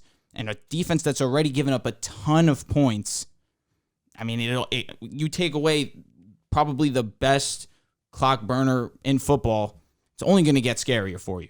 I'm looking at that secondary. I'm not a huge fan of it. Their run defense, not a huge fan of it. Just their defense as a whole, it's just very sketchy to me. Especially you take Derrick Henry out of this whole Titans thing that they've got drawn up, where obviously he's the main piece, the main chess piece to this team. It's gonna be interesting for them. Yeah, Dion Lewis really dropped off in 2019, bro. He got no snaps. Season. Was he on New England that one great year? Was it? He had one really good season. Then he went to Tennessee. He had 565 yards rushing in Tennessee in 2018. That's probably his career high. That's what I was telling you. 2018, he was firm, but then. But 2019, even though he didn't produce much, I would have felt much more comfortable with Dion Lewis being my back. Oh, Then with 36-year-old AP and McNichols. Yeah. McNichols is a question mark, but we'll see how he does. I mean, we saw already this season he had a game where he was already effective in the pass game. If I'm already going off what I've seen, I think he will continue to be that, especially because Tannehill, he's very fast. Outside of AJ Brown, he's not going to have much to throw to. Everything changes too, though, once you're the featured back compared to you playing 10 snaps. Very true. Obviously, is he better than Mike White? Mike Carter, you mean? Mike Carter. Oh, hell no. Oh, absolutely not. Yeah, I keep mixing up their names, bro. They got the same first name. Mike Carter. Mike Carter over Javonte is such a spicy take. Oh my God, it's wrong. No, it's he right. knows it. It's No. right. He knows it. Mike Carter's better than Javonte, bro. No, Mike Carter's like that, bro. Because I always Tell thought Javonte to get some snaps first, bro. he doesn't need him, and he's still nasty. I always thought Mike Carter was solid, but I did not know he had this type of elusiveness He's a bowling in him. ball. But he's Javonte? shifty. Nah, Mike Carter. White like gets in and out of cuts. definitely Like does. he makes guys miss. Yeah, You said Mike White. I did. He's getting That's into funny. me, bro. Hey yo, Hey, pause. Yeah. So before we go on to the next topic, we want to give a quick shout out to DraftKings. The NBA is back in at DraftKings Sportsbook, an authorized sports betting partner of the NBA. The key to victory is a strong starting five. New customers can bet just $5 on any team to win their game, and if they do, you win $200 in free bets. DraftKings Sportsbook customers can also get skin in the game with new same-game parlays. I love playing same-game parlays. That's the only thing I play. That's the only thing I play. Getting the points, over under the money line. I love parlays because I don't like betting on multiple games. Sometimes it's too tricky. So when you bet on the same game, it makes it a little bit more predictable, less variables. We didn't think that Mike White was gonna go crazy. You saw that one guy who bet 1,000 Yeah. that he would lead and he won more than Mike White's game check. really? Yeah. That's crazy. That's lit. Yeah, Mike White's game check was like 50K. He must have won over 100K. Mike White didn't gamble anything. No, This true. guy gambled around. I mean, playing football, you gamble your life. you know low-key. what? You got a point there, kid. I mean, the same game parlays. I know the Knicks are playing right now, but I would have taken RJ Barrett over 20 points. He's doing his thing right now. He's been tweaking. I'd have taken He's RJ been over tweaking. 20, Kemba 5 assists. Julius Randle, give me 10 boards. I was gonna I'm say, taking that's my about- guys. No, same game parlays. Love-hate relationship with them. Love-hate relationship is Had a rough weekend. You know what? We're gonna bounce back. Gotta look out for those insurances though. DraftKings always doing right, like $15 free bet, or not free, but insurance. So if you don't hit it, you get your money and back. if you gamble enough, they're nice to you guys. They'll throw you a couple free bets here and there. Yep. DraftKings always take care of it. Yeah, DraftKings the GOAT. Yeah, for So real. you can download the DraftKings Sportsbook app now. Use promo code TBPN. Bet just $5 on any NBA team to win their game and win $200 in free bets. If they win, you win with promo code TBPN this week at DraftKings Sportsbook, an authorized sports betting partner of the NBA. An NBA season is upon us. We do our NBA episodes on Fridays. Tuesday, Wednesday episodes are football because we're just coming off the football week. This Friday, we have a great show, though. We got to talk about the Raptors. I know they beat the Knicks. Some Raptors fans have been commenting on my videos already about that. And new NBA City jerseys. We were going to talk about it this episode, but we're going to make it all football this one. A lot of great jerseys to talk about there. Man, What awesome. I just showed Drew actually was the Celtics just had a very emotional players-only meeting. I'm a Celtics fan, so I follow basketball not nearly as much as football, but I follow the Celtics very closely, and I'm worried. I'll tell you what, Marcus Smart. I loved his quote. 100%. Everyone took it. Everyone just put that one text where like they have to learn to pass and didn't read the rest of the quote. What Marcus Smart said was facts, because everyone talks about Jaylen Brown and Tatum. If we want to take that next step, they have to become playmakers, and that's exactly what he said. ISO ball really doesn't get you much, and you have two ISO players. Unless it's Harden. And I mean, MVP. Yeah, it got you much. Western Conference Finals 2 times. they went to Talk Western. about that. They went to the Eastern Conference Finals 2 times. Talk about that. I will talk about that. Two times. You gotta give them the respect. Eastern Conference not as tough as the West. Okay. I'll give him that. The West is a dog fight. I'll give him that. One was The the West bubble, got so it doesn't count. The West has pit bulls. Who you? That was you guys though. Yeah, y'all won it though. The West got pit bulls. The East at that time had Chihuahuas. It wasn't like that. Yeah, that Heat team wasn't anything crazy. No, it wasn't. And he still took a 6, so I'll give him respect. Yeah. Shout out to the Basketball Podcast Network. You can use promo code TBP, and it helps us out a lot and helps us keep producing this great content for you guys.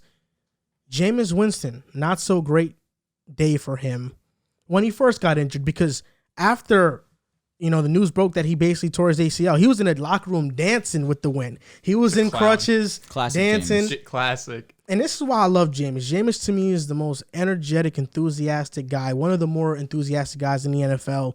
He was having a great year with the Saints, efficient year, no real number one receiving threat. It's a shame that he got injured because I was hoping for him to really take off this year and prove that he's a franchise quarterback, because I think he's a franchise quarterback. If Ryan Tannehill can revive his career and become a franchise guy, Jameis can do the same thing. I believe in Jameis. But now they have a hole at quarterback. Unless you believe Trevor Siemian is the answer, you have the Broncos jersey. You might be a little biased towards this, but Hey, won 5-0 to start his Bronco career. But Finished 8-8. my best memory of Siemian was getting injured for the season, his first game against the Browns on Monday Night Football for the Jets. That hurts. That's my memory of Siemian. My best memory was coming back after a Super Bowl, the down on us. But the Saints have that. The Saints have that hole at quarterback. And two names have been brought to light: Cam Newton and Phillip Rivers. Phillip Rivers said he would take a call from the Saints. He would think about going to them. He's leaving the door open. He lives by that area. He just got finished coaching. So if you're the Saints, if you're Sean Payton, are you sticking with your guys? Are you sticking with your quarterbacks backs right now? Are you going after Cam Newton or Phillip Rivers? And if you are, which one are you going after? I don't think you go after either Cam or Phillip Rivers. I think Taysom Hill's a starter. Trevor Siemian came in and he played well against the Bucs, but we know what Trevor Siemian is. And last season when Taysom Hill started, outside of one game against Denver, which was kind of a weird game, that was the game Denver didn't have any quarterbacks. It was Mike Hilton, whatever it was. Kendall Hilton, right? Kendall Hilton. Outside of that weird game, Taysom Hill played pretty well. He had a completion percentage over 70% in 3 out of those 4 games. He averaged over 260 total yards each game with 8 touchdowns and 5 interceptions.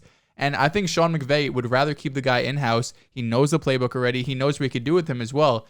It was interesting last season when Drew Brees did get hurt that he went to Taysom Hill over Jameis Winston, right? A lot of people kind of expected that you signed Jameis. You thought, okay, without a doubt, he's the backup. I think it was different because they knew Drew Brees was going to come back, right? If they thought Drew Brees was out for the full season, then potentially they could go to Jameis Winston because you're kind of changing the offense for the entire, or keeping the same offense the entire season. Yep. I think last year Sean Payton kind of looked at it and said, I have, 4 games he was out for. Let me just change everything up and show them all these different plays and, and schemes that we haven't shown basically ever, because Taysom Hill, plays maybe 3 snaps at quarterback per game. He does all that wildcat stuff. But I think they should stick with Taysom Hill. And if you're playing fantasy, go pick up Taysom Hill, because he was the quarterback 5 overall when he played. Maybe waivers or what he went through, but if he's still out there, go pick him up. He's going to be a great player. And I think especially for real-life football, too, he could definitely win some games for the Saints.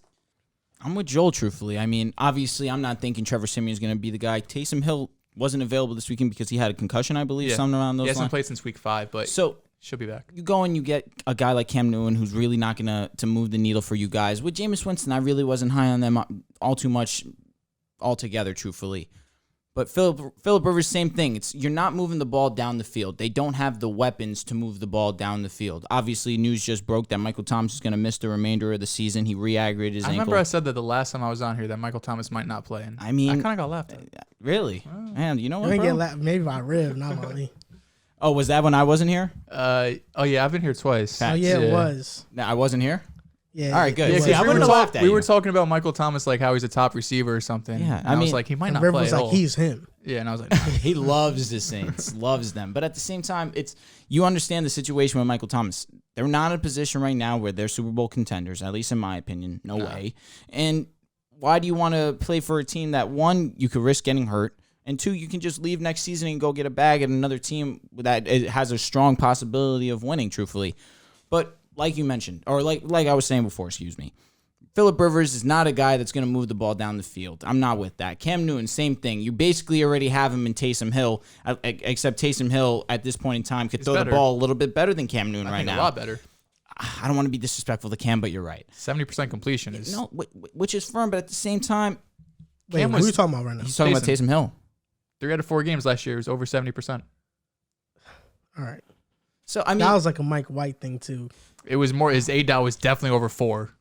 Yeah, Taysom Hill definitely, was but at least throwing the ball downfield. I've seen him throw the ball. This season, the one time he threw the ball down the field, he got picked off by Bradbury. That was a horrible read. But nevertheless, like Joel has mentioned, he's had some success at the quarterback position, and there's no reason to go out and make a quarterback signing, especially when you got Taysom Hill on the squad, and you're already not a team in a position that's going to be all too successful. Ride it out with Taysom Hill, see what he can do. If he has success, great. But if he doesn't have success, figure it out in the draft and figure it out in the offseason. I knew that Michael Thomas re-aggravated his foot or ankle, one of the two. Ankle. But I didn't know he was out for the season. So he's not playing again. Oh, he's done. It's over. He came out and put the announcement. I don't know what his contract looks like, but I mean, this is 2 years now where Michael Thomas, and it's a weird injury that seems like, why aren't you back? He's supposed to come back. He ends up, not playing at all. So in the offseason, they could save a ton of money if they end up trading him. I think he's someone who could definitely be on a different team next year. Well, this is one of the bigger fall from graces that I've seen in a while from Michael Thomas and him not playing in a while because he had a tremendous season. And then, what happened to him? If the Saints want any chance to do something in the playoffs, they go out and they sign Cam or Phillip Rivers. That's it. Taysom Hill is not the guy. No, neither is Cam or Phillip Rivers, though. Well, the Saints aren't it. Taysom Hill is not a good quarterback. I don't think he's a good quarterback. Sean Payton might stick with him because he is in-house, and you can see that Taysom was visibly upset when Jameis won the starting job in the offseason. I can understand that. Cam Newton can do what Taysom can do, but can pass better. Cam Newton does... The Patriots, he wasn't bad with. He had 20 touchdowns, 12 interceptions, I believe, or 8 interceptions. He didn't win the job against a rookie, dude. Mac Jones is just like down that. the stretch, Cam was not good. He started off the year really good. He was phenomenal. I got just COVID, feel like forgot how to throw. I just feel like Cam Newton could do something with the Saints. And maybe if they get Odell, now that solves your wide receiver number one issue because that's what they have. They don't have a receiver. If I'm the Saints, I'm doing these two things. As much as I love Cam Newton, and I like Taysom Hill too, I'm doing these two things. I'm going out and I'm getting Odell Beckham once he gets waived because I think he's going to get waived sooner rather than later. I agree. Number two, I'm bringing in Phillip Rivers because Phillip Rivers is still a good quarterback based on what we last seen. Fair. 24 touchdowns, 10 interceptions. We had that. We didn't really talk about it, but you threw in that little slide comment about Frank Reich that he produced with Phillip Rivers. Phillip Rivers is a goddamn good quarterback. He didn't have a good 2019 year, but that was mostly due to a lot of the bad play calling that the Chargers had that year. Once he goes to Frank Reich, he knew the system. The Colts didn't have receivers either. Pittman was a rookie. They were running him on a drag every other play. T.Y. was out the entire year mostly. Phillip Rivers got the job done. In the playoffs versus the Buffalo Bills that made the AFC Championship, the Colts had a chance in that game to win.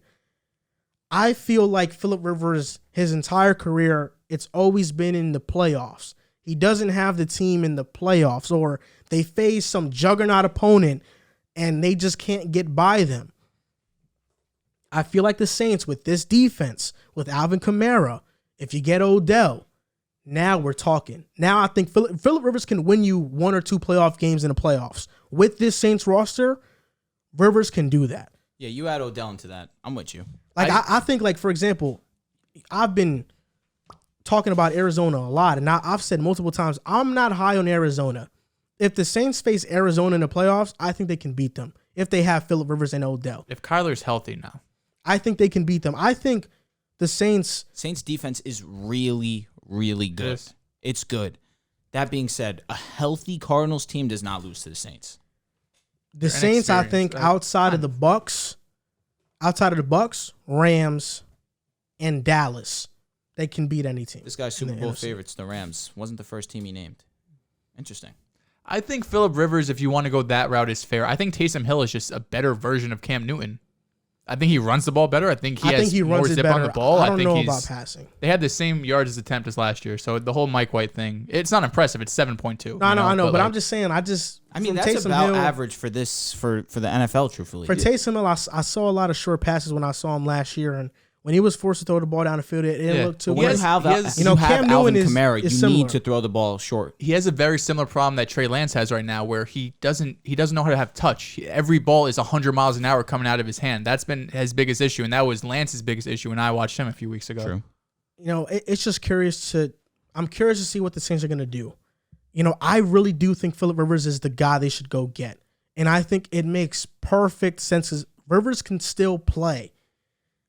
But maybe they're looking at this season like we're throwing in the towel. Like, we'll probably get into the playoffs, but our defense has to carry us. We're not going to rely on our offense carries because who knows if they do go get Odell. Because if they don't get Odell and Rivers is playing with Traquan Smith and Callaway, I don't know what's going to happen. But I will say this, though.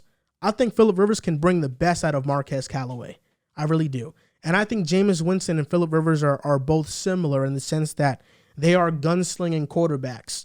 Jameis had to adjust more to the Saints and be more of a short passing thrower. But Rivers, I think, can add that element of throwing the ball down the field as well because he takes chances. That often they don't end up too good.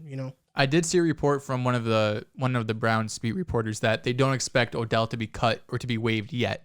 Whatever that means. I just guess maybe not this week. Like, he could get waived later in the season, but it's hard to believe that they'll just have him as a healthy scratch every week. They don't really have weapons in their receiving core to just cut him willy-nilly like this. It seems like more of an issue, though, than just, Of course. They want him out there, obviously. I think it's Odell kind of being like, I want out. I feel like it's just the play calling itself. Maybe we're giving a lot of blame on Baker, but at the same time, why aren't the plays for Odell Beckham? They are. Odell's not. I mean, but then Baker's why not connecting? But why would he have an issue with Stefanski and that relationship if it was only on Baker? You understand what I'm saying? I don't know if there's an issue with Stefanski. Combination. I don't know if he has specifically. There's an issue with Stefanski there because the thing is the offense has been playing pretty well. When everyone was healthy, when Chubb and Hunt especially. But yeah, once this offense becomes pass heavy or ever has to become pass heavy, it's completely different. I know what you're saying, but I just don't know a realm that we could live in where it's not a run first offense. Yeah, you know it won't what I'm be. saying? Yeah, Stefanski has already said that Odell's basically not on the team. That's exactly what I'm trying to say. Also, it's at this point, yeah. But for that to leak out into the media, like obviously if Odell's not going to be at practice. Stefanski just said it.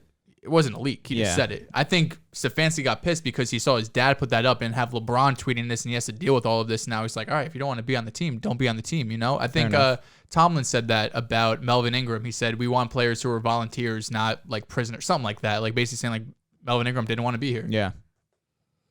Man, it sucks. This is a huge blow to the Saints, though. I really wanted James to finish out the year. That's my guy, man. Jameis Winston. That's my guy. But it's unfortunate, truthfully. I mean, hey, you got a chance for comeback player of the year next year. I know that was it was one of your picks. Yeah, Dak. He was gonna win because of Dak and Burrow how too. he's playing it. Joe Burrow as well. But Jameis deserves that, Tua. man. Now Jameis, you're right. Jameis now because he's actually coming off an injury is gonna get it next year. Okay, on the Saints. Yes, he's gonna gotta be. get a different He's gonna quarterback. be a long-term answer. You think Sean Payton's really gonna sit there another offseason and be like, we're gonna go with Jameis? Because they still have this elite offensive line. They still have Alvin Kamara. They need weapons. Bro, Jameis is nice, bro. Jameis is He's good. so average. He's good. a franchise quarterback. At best. He's good. Good at best. He's a top 15 quarterback in the league. He is. You're going to make me name 15. You can name 15. He's better than Ryan Tannehill. No. Nah, he is. You might not think it now, but you're going to think it like in a year. No, I don't. I won't. Because once the Saints get weapons all right, and Jameis can throw the ball down the field. Is he better than field, Carson Wentz? they're in the same tier. That's all you need to know. Yeah, they're on the same tier. The answer's no. They're on the same tier. No, he's not. But Wentz is better. Yeah, he's like way better. They're on the same tier. No, he's bro. not. Yes, they are. All right, here we go. Tom Brady, Matthew Stafford, Mahomes, Kyler, Derek Carr, Joe Burrow, Tannehill, Herbert, Josh Allen, Kirk Cousins, Daniel Jones, Lamar Jackson, Carson Wentz, Aaron Rodgers, Matty Ice, Dak Prescott. Do you want me to keep going? You just I'm not listening to you because you told me him and Wentz are not on the same tier. You think Wentz is like, bro? Look at their stats. I don't think there's a huge gap, but I think Wentz is better. Like Winston is just as good, if not better. You don't throw 30 and 30 and you get put in the same tier as a guy that actually has made deep You mean play. the guy that led the league in turnovers last year? On a team that was horrible, had bounced back, actually is having the year that you thought Jameis would have. Every quarterback in their first season with Arians, outside of Tom Brady, has had 40 turnover-worthy plays in their first year. And unfortunately, he converted on 30 of those. No, Carson Palmer had a lot of interceptions when he was with Arians his first year. So did Luck. So did Big Ben. Jameis Winston, 4th in QBR this season. Yeah.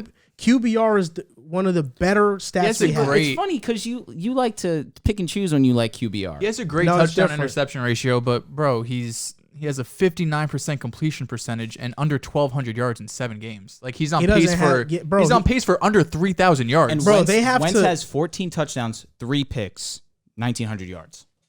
They have to play completely different, bro. How the Saints and the Colts play, they have to call the game completely I different. know, bro, but You just have To have said that under you're not in on 3,000 their yards? weapons. They both have great running backs. It's pretty simple. I'm not in on the other receivers. Michael Pittman is good. Yeah. I like Michael Pittman a lot. There's not Zach Pascal would be the best receiver on the Saints. maybe they're the same Marquez Callaway kind of. Marcus like, Callaway has not been what I thought he would have well, been. we saw like one good preseason game, and everyone's oh yeah, he's gonna be the number one. Yeah, He's because he Marquez had to be the Callaway. number one. He had Yeah. to be the target. But yeah, their you know, weapons are terrible Traquan outside Smith and AK. Zach Pascal. Who you take? Zach Pascal's probably better than Traquan Smith. Yeah, but Either way, Like- he's not top 15. Like not even. And then you look at their tight ends. Like they have better tight ends as well. Mo Alley Cox is a good tight end for the Colts right now. Chapman was supposed to be good. Did he get hurt? I think he did get hurt, but even if he did, it's not like he's playing like he's healthy anyway. Oh, it's Jared Cook. Not even there. So I'm just saying, like, they have to play completely different. The way Sean Payton has to call, the way he calls the offense, he calls it this way because they have no real receiver. So in the offseason, when they go get a receiver, now we're going to see Jameis throw the ball down the field and really take chances. He's been doing it once versus the Bucs. He did just that. He threw the ball down the field, touchdown on the Bucs. Said, "That's why you should have kept me." Now I'm playing. Say he had 6 completions against the Bucks. He got hurt though. I know, but you're acting like he's having this crazy game. Like, bro, under Nah, 3,000. he threw a bomb though. But being on pace for under 3,000 yards in a whole season is nuts. Like that's awful. Bro, you have on the Saints. You gotta do that. Bro, Like that's how they're calling I know, the but game he's got right a now. 59% completion percentage. So even when he is, he's still not. You know. Receivers suck, bro. I'm being honest. Listen, I agree. The receivers weapons suck. are honestly, they might have the worst wide receiver group in the league. They do. They I don't- do. Yeah, for sure. Like Elijah Moore would go in there and be the best Yeah, receiver. easily. just not getting into. Keelan Cole would be the best receiver. He would be the best. Yo, Yeah. Keelan Cole would For dead sure. be the best receiver And on the not Saints. close. Yeah. That's a fact, bro. That's on Peyton. That's on Sean Payton. What about Tyler Croft would be their best receiving weapon. Tyler Croft would go there and be the best guy. Nah, bro, for real though, the receivers suck. You gonna see, bro. Like I like Wentz a lot, but Jameis and him are 14 and definitely on the 3, same team. almost He's 2K not- yards. Like, bro, it's not. Yeah. It's not a conversation. Jameis is a fine filler. He's a phenomenal backup, but a franchise quarterback, nah. Yeah, watch. You can't be a game manager and be a franchise quarterback, can you? He's managing the game because there's nothing Alex to. Smith. I Nothing- guess he you can't wasn't. but take I'm shots. saying, like, you're not a franchise guy. You're a good quarterback, but you can't be a franchise guy and be Yeah, a game manager. Drew I is only think. saying this because he's not on Denver.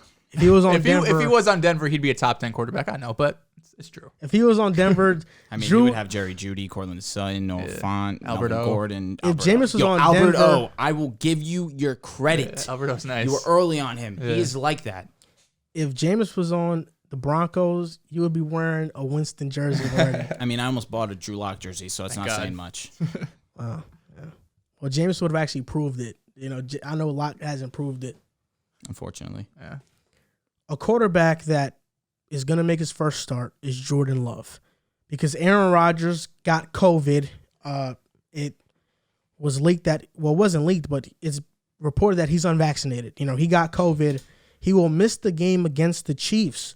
So Jordan Love is going to make his first start. Devontae Adams' status is unsure, but Alan Lazard and Marquez Valdes-Scantling could play. And Robert Tonyan's out for the year. What do you expect out of Jordan Love in his first start?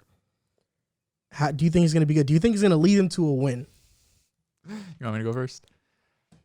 I have very low expectations for Jordan Love. I think the game plan for this week is going to be very similar to what it was against Arizona. You're going to see a ton of Aaron Jones, a ton of A.J. Dillon. I'm pretty sure Devontae Adams is vaccinated. I think he's expected back at practice Thursday, so I expect him to play. If he doesn't play, that's going to be even more Aaron Jones and A.J. Dillon, and Jordan Love might have 20 pass attempts. My biggest issue with Jordan Love is that I don't think he's that good. I think he was a first-round pick on him. You've seen him. This is year 2, right? This is his second year? Yeah. And we have heard nothing out of practice. We had this huge drama, all of this saga in the offseason about Aaron Rodgers, right? He wants out. He wanted to do Jeopardy. He's going to retire, all of this. And the Packers had a great situation. If you have the next Mahomes, right? Like the Chiefs have said they saw one of the first weeks of practice, Mahomes is special. If you saw that from Jordan Love, and you could go and you could have made a trade with the 49ers and got the number 3 overall pick, or with the Broncos and got 9th, 8th pick, whatever it was, and you don't make that move. I don't think Jordan Love is like that. Now we have to see. Also said he thought Mahomes was a bust. Did. Yeah, I know. But we've also saw reports saying that, I remember Lefko came out and said that that first week in practice said Patrick Mahomes is special. So if you don't see it in practice and you have all of this time, 2 years now you've seen of just practice, and he doesn't even play. There's been times where Rodgers hasn't played or has been benched and Jordan Love isn't playing. They have someone else coming in. I saw that, I remember last year. Maybe Jordan Love was hurt, but regardless, I don't think he's that good. I have very low expectations. You're playing a Chiefs team. This is a winnable game. The Chiefs suck. The Chiefs are not good. They almost just lost to the Giants of all teams, right? At home on Monday Night Football. So I have low expectations for Jordan Love. This is going to be a big Aaron Jones, A.J. Dillon game, a lot of checkdowns, a lot of screens, and short passes. And if Devontae Adams plays, then he should have at least a decent game throwing. If he doesn't play, there's no way you could give him the ball and ask him to throw it more than 20 times. If Devontae Adams plays, this is the perfect game for Jordan Love to come in and actually show that he is that guy. Kansas City Chiefs defense this season has been terrible, horrible, in games with teams that they should not be in games with. So if there was a game for Jordan Love to come in and prove that he's actually a decent quarterback, or quarterback worthy to be the successor of all-time great Aaron Rodgers, you do it this week, 100%. You have Tay. You're going to have Aaron Jones, who's obviously one of the better pass-catching backs in our league. A.J. Dillon has shown a lot. Lazard's coming back as well. Marquez Valdes-Scantling has a chance to come back into the lineup. But I'm with you. I'm not high on Jordan Love. I think he's going to have a good game this week for sure. But if this is his only opportunity because he's going to have COVID, people are going to be exaggerating. Oh, Jordan loves that guy. Jordan loves that guy. He's benefiting from playing the Chiefs right now that are cold. They are cold, especially defensively. Offensively, they're getting figured out to a degree. All they're doing is just playing against Mahomes. That's all it took. You have to put 2 deep safeties, and that's it. That's it. You figured out Mahomes. It makes no sense to me because they just don't like to see they don't care to see the checkdowns because it's just not an efficient way to move the ball in their eyes. Yeah. Well, you take Tyreek out of the game. What more do you really have to do? I mean, you take Kelsey out of the game. Kelsey had a terrible game. Against the Giants, too, is so surprising. So now he's getting put in a position to be successful. I think he will have a good game. That being said, I'm not going to look too much into it. I'm not from what I've seen in the few highlights in training camp, in practices, preseason, he looks like a joke. He can't really throw the ball that great. This is his guy. He loves. I was going to say Jordan he Love. likes Jordan Love, right? No, loves Jordan Love. Oh my God! And it's to a degree, it makes no sense. I mean, from what you've seen in training camp, you love this guy. Man, you guys just said a lot of bullshit. Okay. I'll be honest with you. It's one thing to think that Jordan Love might not have a good game, or it's one thing to say you didn't like Jordan Love before the pre-draft process. But to deny the arm talent this kid has is unbelievable from you two. Arm talent doesn't matter. It's like you're down on Lance, and he has one of the best arms. I'm not down on Lance. I like Lance. Arm talent is a small fraction of what makes a quarterback. Like a incredibly small fraction. Before the draft, in the 2019 draft, when I was scouting these quarterbacks, I looked at Jordan Love and I said, this guy's going to be good. He's going to be really good. And when I was ranking my quarterbacks, I will admit I wasn't the highest on Justin Herbert. So, and neither was a lot of people. I mean, the consensus was that he was going to be a bust, and he surprised everybody. But I said I'm not sure if Joe Burrow is going to be better than Jordan Love. If I'm the Dolphins and I'm picking between Tua and Jordan Love, I'm going Jordan Love Because Jordan Love, to me, is going to be one of the best quarterbacks in this draft class. There's no doubt to me. He landed in the perfect situation in Green Bay, got to sit 1 year under Aaron Rodgers. He didn't play last year. And you're right. There are times he could have gotten in, but he didn't get in. But neither here or there. I know the training camp highlights don't look so great. In the preseason, I didn't think he was bad. Versus the Texans and versus the Bills, I thought he made a lot of big-time throws. Some things he had to work on, that's true. Then, first game of the season versus the Saints, he came in after they were getting blown out, went 5 for 7, completed 5 for 7 for 68 yards. If Devontae Adams doesn't play, I don't think LaFleur opens up the playbook for Jordan Love. If Devontae Adams plays, I think the playbook is getting open. Steve Spagnuolo is going to blitz. It's all he does. He's going to try to confuse the hell out of Jordan Love. But he'll be ready. Because Jordan Love has been sitting, he's been watching, he's been studying. Aaron Rodgers didn't play until his 4th year in the NFL. Didn't start until his 4th year in the NFL. Jordan Love's just on his 2nd season. It's probably not going to be the full-time starter until his 3rd or 4th year in the NFL, because if Rodgers comes back to Green Bay, he's sitting another year. To talk about this game, Jordan Love is going to have a hell of a performance. He's throwing for at least 250. He's going to have at least 2 touchdowns. That's the minimum. I could see a pick because first NFL game action, Steve Spagnuolo, aggressive, going to try to confuse you. But it wouldn't surprise me at all if he goes for 303 tugs, because that's how gifted he is as a passer, as a thrower. His last year at Utah State, he threw a lot of interceptions. That's true. He lost 11 starters on the offensive side of the ball. He didn't have any receivers. He was playing hero ball. Jordan Love, to me, he's the real deal. And people are going to start to see it. I know it's against the Chiefs, but you're going to get a glimpse of that, a glimpse of why they drafted him in the first round. I thought he should have been a top 15 pick. So the fact that he went to the 20s and Green Bay traded up for him, I thought he should have never been that far, but I thought that was a great move by Green Bay. He's the real deal. I love some Love, man. Jordan Love. That's my guy. I think Jordan Love's. I think there's chances there for big plays, right? I could see a long touchdown breaking. The Chiefs' defense is terrible, but I think when you look back and you're going to look at every single play, I don't think we're going to sit there and be like, wow, this guy is ready to play right now. And maybe that's not fair. Maybe he needs more time. But if you spend a first-round pick on a guy and you need to wait 2 years for him to be, you know what I'm saying? Like, because obviously, like, he's not going to start no matter what he does against Kansas City once Rodgers comes back.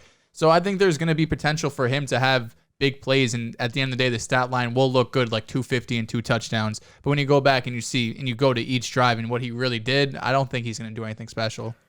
The reason why I disagree with that statement a little bit is because we see quarterbacks all the time. When they get drafted, they get the keys immediately. And in the first season, they're one of the worst quarterbacks in the league. In their second season, they're still one of the worst quarterbacks in the league. It's not until that 3rd year where they take off. Then we see players that come in and they sit, and once they get the keys, they take off. Mahomes took off. I'm forgetting some other names, but I know there's some other. Aaron Rodgers took off. There's some players that have taken off more than the rookies that have got it slotted in immediately and just been asked to play. Even Baker, he took off his first year, but now we're seeing who Baker truly is. Love is just in a perfect position. If this was any other team, like the Jets, yeah, that's risky. But it's Matt LaFleur, who I think is a top 10 coach in the NFL, top 5 arguably, with a great offensive game plan. He knows that in this game, people are going to look to Love and try to make these hot takes and try to call him a bust or the future.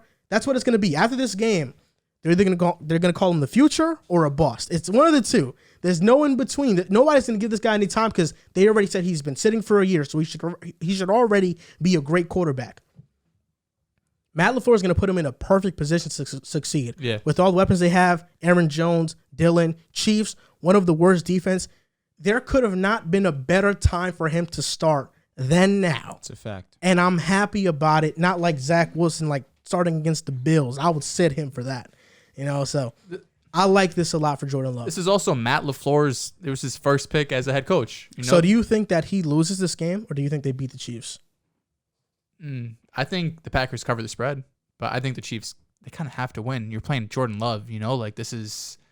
From the pressure that I saw the Packers have on Arizona, I'm not putting it out of the realm of possibility the Packers win this game, truthfully.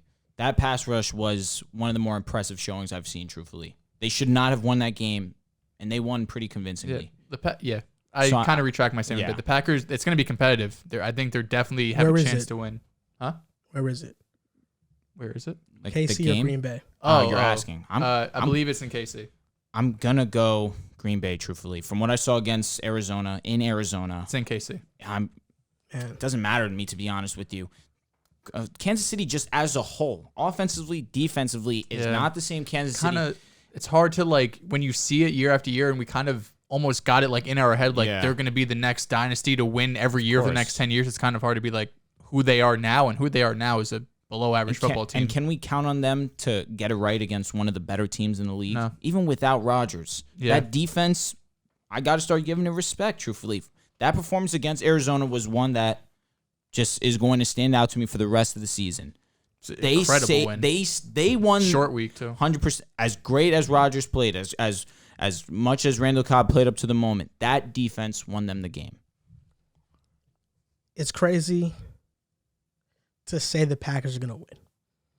I just think there's too much pressure on the Chiefs right now to win because they got to. They have no choice. You're behind the Raiders in the standings, and there's a pretty... And the Chargers. The Chargers not by much because the Chargers just lost to the Patriots. Are they 4-4? Yeah, they are. Yeah, Broncos are 4-4. The Chiefs have to win. This is a must-win game. 4-3. They played one They had a bye, game. yep. This is a must-win game, so I think the Chiefs win it, but it's going to come down to the wire. It's going to come down to the last possession. I think Aaron Jones goes absolutely bonkers. Yeah, I think both those running backs have a great day. We saw A.J. Dillon, how much he was utilized. A.J. Dillon's a really good running back.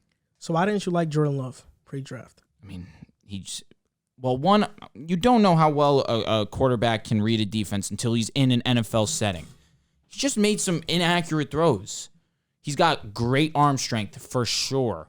His accuracy's in question. Whether he can read the field well or not, that's going to be the biggest question come this Sunday. Because, like I said, you don't really know how to read a defense until you're in that situation.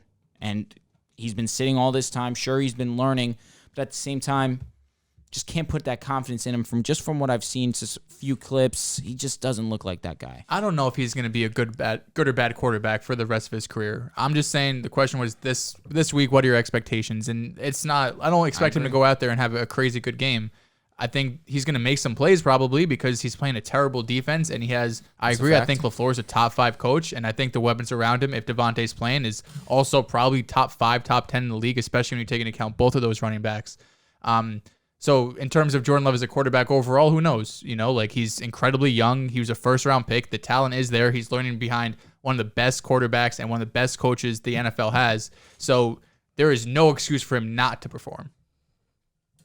Yeah, you're right. And if he doesn't perform well, I don't know. I got to look at that again. Yeah, I believe we can't overreact to one game. If he plays terrible, if he plays amazing. I can versus overreact. The Chiefs, though, exactly. I can overreact because there's no reason why he's been sitting all this time. He gets his one opportunity against one of the worst defenses right now with Devontae. Still, you're going against your Kansas City team, one of the hardest places to play against Andy Reid and Patrick Mahomes, people literally, he's been watching the games like us, see them in the Super Bowl every year, making playoff games, making huge plays. The Giants just gave them a game in Arrowhead. Yeah. I'm not putting it past Green Bay to at least be competitive. No, I agree. I think Green Bay, yeah. In the pick 'em, I might take Green Bay. We'll see. Daniel Jones or Jordan Love? Daniel Jones. Damn. It's like the devil you know versus the devil you don't. It's think about what Daniel Jones was doing when he actually had all his guys. Yeah, that's true. People were in. I'm still in. Now all his guys go out. He's working with a lot less. Daniel Jones can do so much. It's going to be another Sam Darnold situation where this time next year, it's going to be almost time for a new contract, and we'll see what happens. I think Judge stays. Gettleman probably not, but it could be a new GM and possibly next year, I'm saying the end of next year, a new head coach. It could be a new Darnold situation where you don't want to pay him, but you think there's talent. I think I'd still take Daniel Jones over Love, though. I mean, Judge is ridiculous. You heard about that headset comment? Yeah, he's a clown for that. Yeah, that was the dumbest thing. What did he say? He said that he's been having headset problems the entire season, and the NFL basically said, no, you're not. And that's why he calls questionable timeouts. Yeah. What do you need the head? Like, bro, look at the clock. Yeah, I just don't know if I would say that into the public, truthfully. You want an excuse, I guess. Like, I don't know. Everyone was in on Joe Judge last year. Like, everyone, because the Giants were competitive. He's a special teams coach, correct? In New England, yeah. Is he calling no plays? So he's there for what, motivational purposes? That's what John Harbaugh is, though. Does Tomlin call defensive plays? I don't think so. He's a defensive coordinator. He's a defensive coach. I believe. Okay, but is he calling defensive plays? I'm going to assume yes. He might be overseeing them. He might not be calling them. Yeah, I think that's... But John Harbaugh is a special teams coach. So was Ron Rivera, I believe. Fair enough. I guess I can't be too critical of these guys. But Ron Rivera, I thought he's a defensive-minded coach. He is too, but I think he did some work with special teams. Okay. But I know John Harbaugh definitively is a special teams coach. So, hey, I guess I got to give him the benefit of the doubt from what I've seen from him, truthfully. He has his moments for sure, but we'll see. We'll see. Earlier in the show, I said that I'm picking the Rams to win it all this season. But I want to hear your guys' mid-season pick to come out of the AFC and NFC. Who are you going with and why? I think the NFC is an easy one. We'll see what ends up happening, but right now, how it stands, how can you not pick the Rams? We discussed it at length earlier. They have everything. They have a great offensive line. Andrew Whitworth should be back next week to solidify the left side of the line. Darrell Henderson's been phenomenal. I don't know if they're talking about Cam Akers potentially coming back for the playoffs, which hopefully they don't rush him, but he's looking good 3 months out of surgery. I think that's the easy one. For the AFC, I think I got the Ravens. I know the Bills are probably going to be the hot team to take. They're unbelievable, every asset of the ball, except really rushing, but even still, Zach Moss having a pretty good season. I think this is Lamar's year to really take off and compete for a Super Bowl. He leads the league in average depth of target. He's pushing the ball down the field. I see Rashad Bateman coming off a bye, coming off injury, really getting involved in the offense, and you have a great tandem of Bateman and Hollywood Brown with Mark Andrews over the middle of the field. Sammy Watkins is still there. So I think it's going to be Ravens and Rams in the Super Bowl. So, yeah, like you mentioned, NFC is pretty much a lock at this point, at least to me personally. I've been high on the Rams from the start of the season. I'm going to continue riding with the Rams. I think like you covered all the bases. They have it all. Defensive line, secondary could be a little bit better, but as long as you have Jalen Ramsey there, he's going to hold it down. Offensively, they've been one of the best offenses in the league, passing, running. They can do it all. Obviously, Matty Staffy's having an MVP caliber type season. Sean McVay, one of the better offensive play callers in the league. I'm going Rams. Now, AFC, this is where it gets interesting because the Bills have been impressive, and I cannot overlook what they've done. But I'm not in love with their schedule in terms of I think it's been too easy. They've had it easy. They had one challenge, 2 challenges with the Steelers defense, lost against the Steelers, lost against the Titans. And I'll be honest, they should have handled the Titans. They did score a lot of points, but the defense got chewed up, truthfully. I do like the Ravens. The Ravens are too hit or miss for me. Defensively, they have a lot of injuries. I trust Lamar for sure. I trust that run offense for sure. Just don't know if that defense is going to hold up. I saw that Tavis is banged up, so he didn't practice today. Damn. This is going to be very, very bold. I'm going Bengals. I think the Bengals, from where I'm looking at it right now, defensively, their secondary has been great. Jesse Bates has been solid. I just think overall right now, offensively, they have something going on. They had a rough game against the Jets, but you look at the Jets and you overlook a team like that. That's how I'm looking at the game this week. This past week. Exactly. They were looking past the Jets. They thought they had this one in the bag. They were up 31-20. The boys played lax. They were playing back basically all game. And they got exposed. And it happens. It's the NFL. We saw the Chiefs that were 14-0 lose to like a 1-14 Kansas City Chiefs years ago. I think that Joe Burrow's taking that leap this season. You have Jamar Chase, T. Higgins, Tyler Boyd, Joe Mixon. The offensive line has been significantly better from last season. I think the Bengals are my team. I'm not all in on the Bills yet because I need to see them play real talent and play at a high level.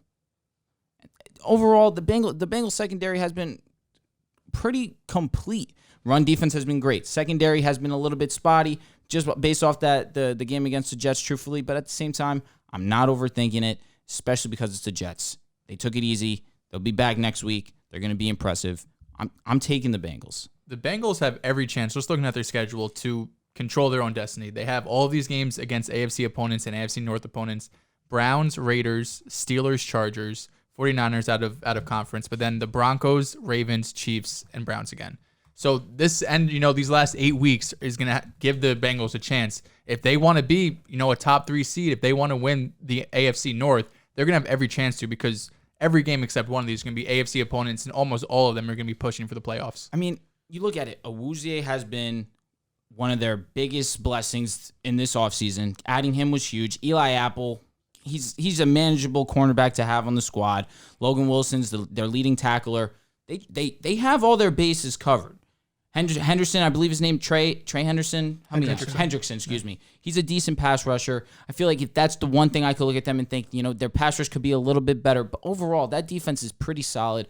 It has minimal holes right now. So I'm feeling really good about the Bengals. Uzama's really coming alive too. That's a fact. Yeah, no, for sure. I mean, he's been that safety net when the guys are open. I mean, when the guys are covered. Burrow trusts Uzama in big situations. His teams come through.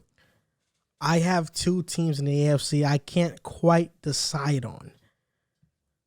The Buffalo Bills, to me, I like them a lot. I like their defense. I love their defense. I love their offense. They can run the ball better this year than they could last year.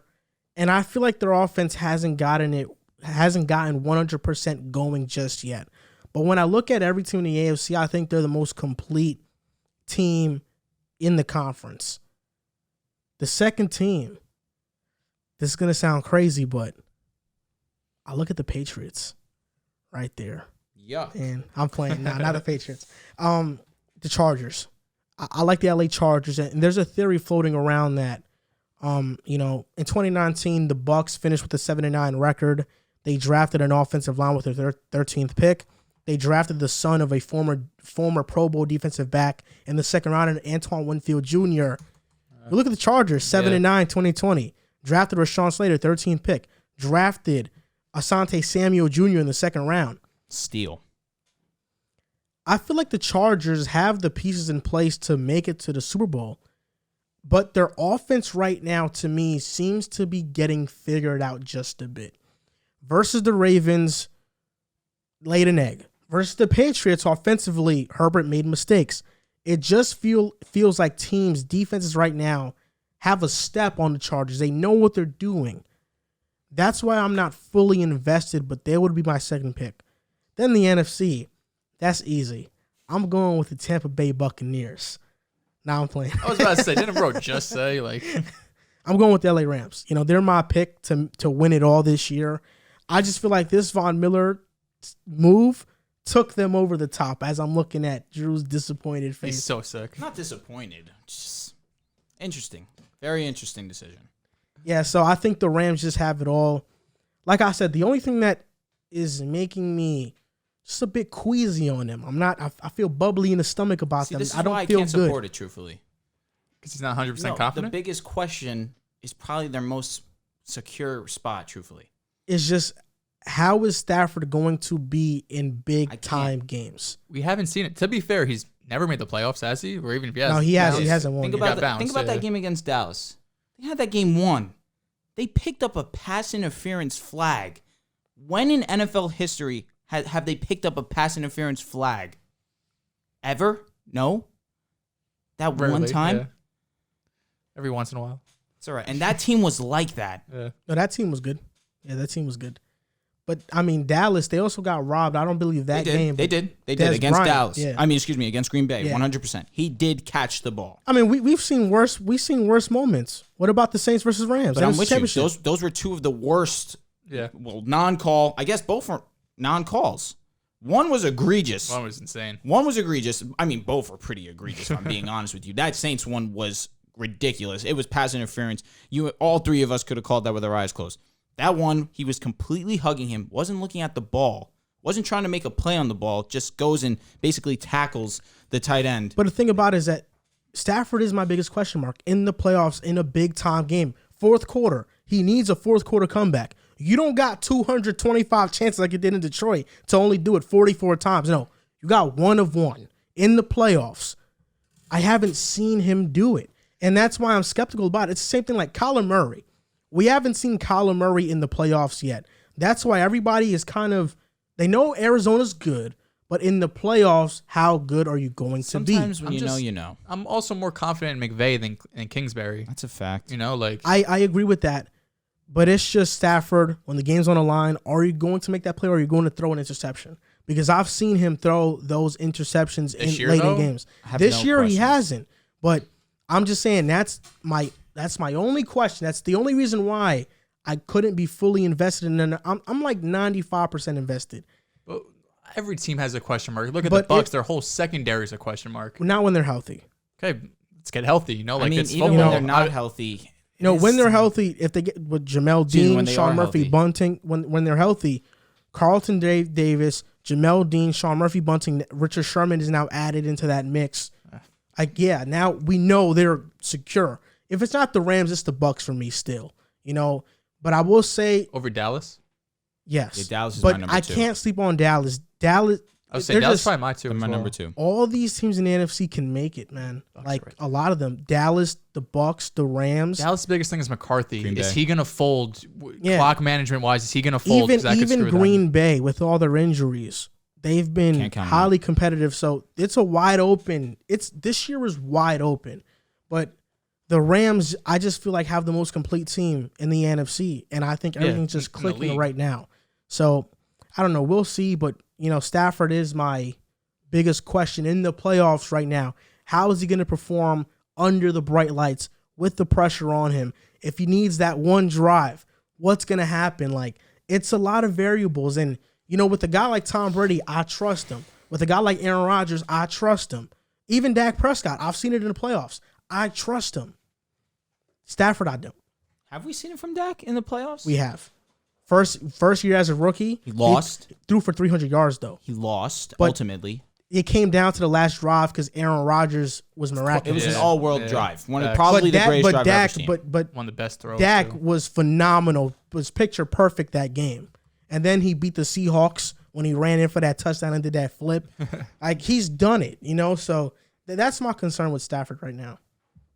That's the biggest concern with the Rams, though. You're sitting pretty. Are you kidding me? Yeah. Dude's been unbelievable this season, and we're going to question the brightest spot in the team right now.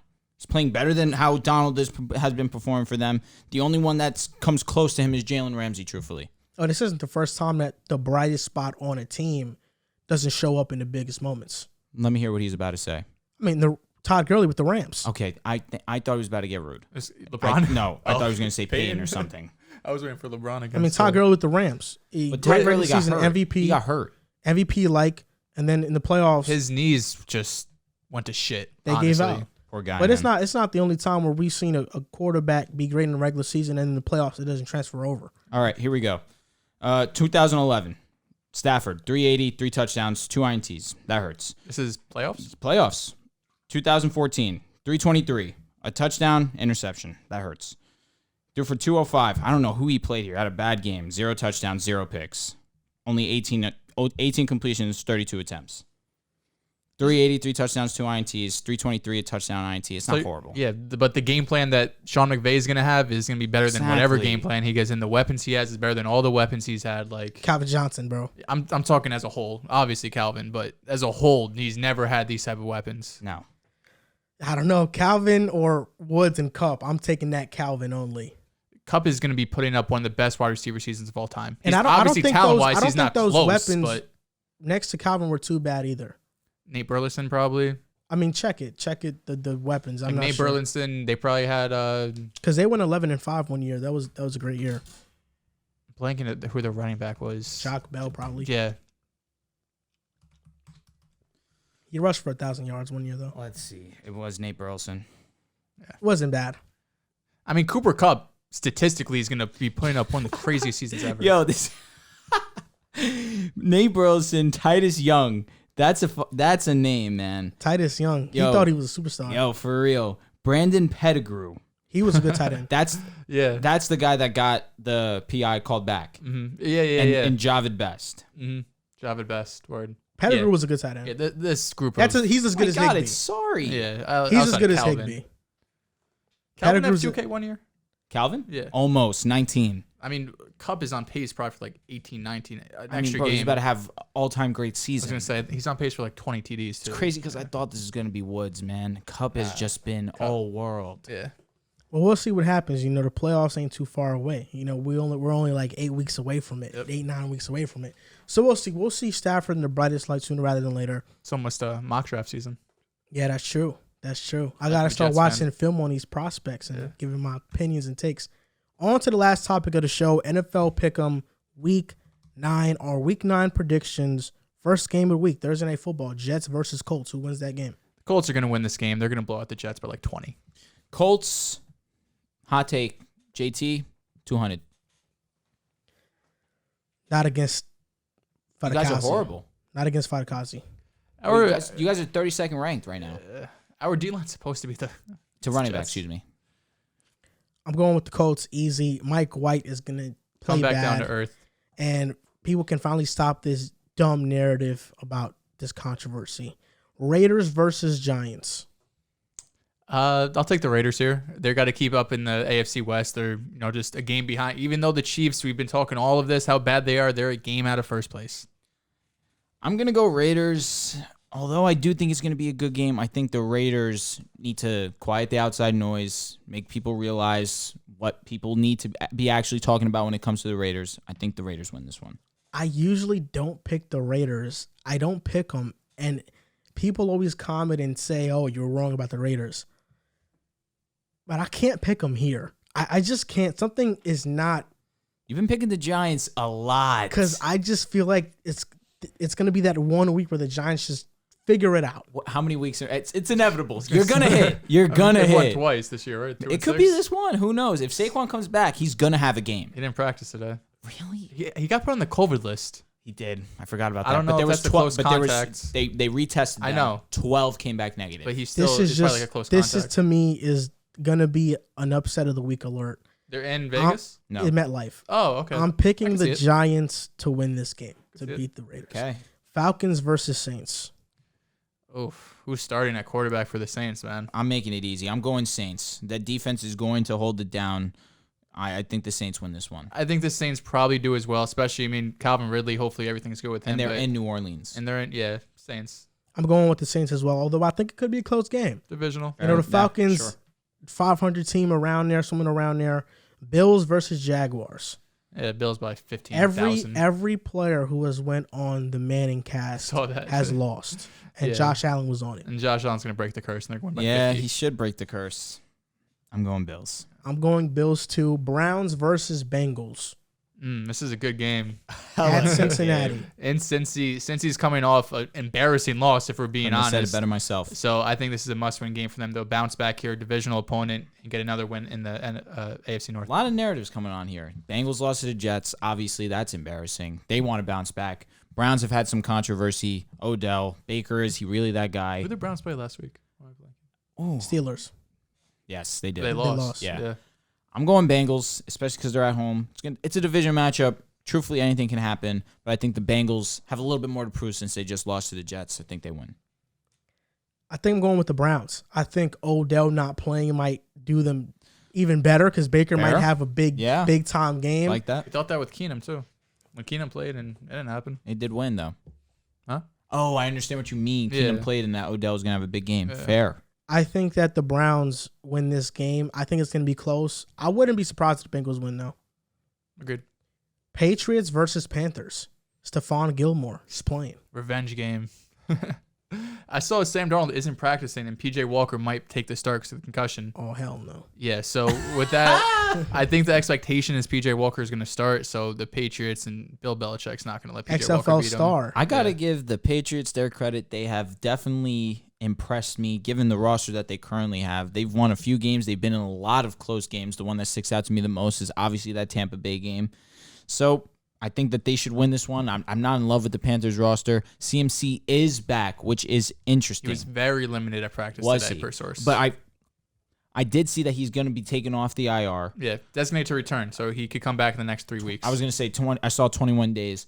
If CMC comes back, things get interesting. That being said, I do think CMC is going to have a great game if he plays because that's just who he is. I do think it won't be enough. Patriots will win. I got the Patriots in this one. I think they get above 500 because right now they're 4-4, I believe, or they're 3-4. One of those. If they're 4-4, that's great because they're going to be 5-4 right here. Patriots making that playoff push, and they're not too far off from the Bills. Catching up to the Bills. That bottom tier, very close. What if Mac Jones leads the Patriots to the Super Bowl his first year? Okay. I'll throw up. I'll buy his jersey. That's my guy, man. Mac Attack. Hate to see him in New England. I like Mac a lot, but just he's not New England. You can't catch a break in that division, man. Can't. That's why I don't need Imagine me. Herbie, Mahomes. You've had room for Peyton Manning your whole life. I'm a I mean, Jets I've fan. been blessed. Thank God. Like, grow up. Come on, bro. I'm about to have years and years. Okay, of and you've suffering. had 20 years of the best or second best quarterback in the league every year. A lot of first round exits, unfortunately. Yeah, it must suck. It did. I've seen 2 playoff appearances. So the guy that was great in the regular season, but was great in the playoffs. Hey, 2 chips. Take it. Broncos versus Cowboys. Cowboys. Broncos stink. I'm gonna pass. I'm going with the Cowboys, too. Cowboys, obviously. Vikings versus Ravens. I mean, I just picked the Ravens to go to the AFC or the Super Bowl, represent the AFC, I should say. Coming off a bye, I think this is their game.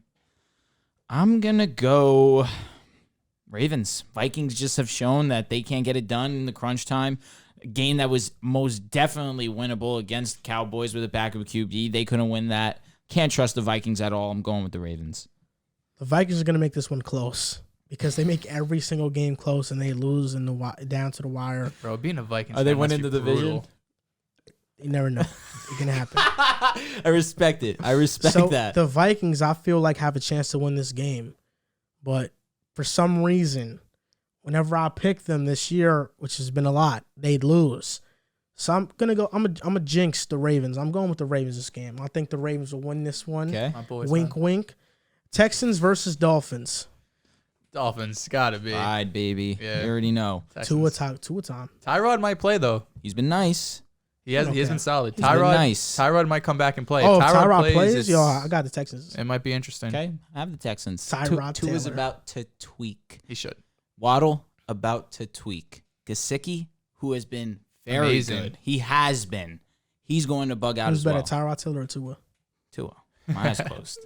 Yeah, I mean, you take Tua obviously because he's got promise. Tyrod, we know what he is.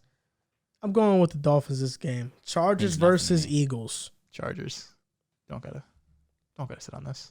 I'll tell you what, though. Boston Scott, Jordan Howard, they're going to have good games. This Chargers rush defense is not it. Yep. That being said, Chargers should win. They're definitely the better team. Their secondary is solid. Let's be honest. Eagles don't really have anyone to throw to regardless. Jalen Hurts isn't the best passer. Chargers should win this one. I got the Chargers too, even though the Eagles couldn't make this close. Packers versus Chiefs. Here it is. We had the whole topic on it, and I've been thinking about it back and forth. I think the Packers pull it off. Yeah, man. I think so, too. I mean, So J-Love. J-Lo. J-Lo. J-Lo. J-Lo. Way cooler nickname, I'll be honest. J-Lo. It is already taken, but Yeah. we'll give it to him anyways. I think the Packers do take this one, given the way that they played against Arizona with the majority of their guys out.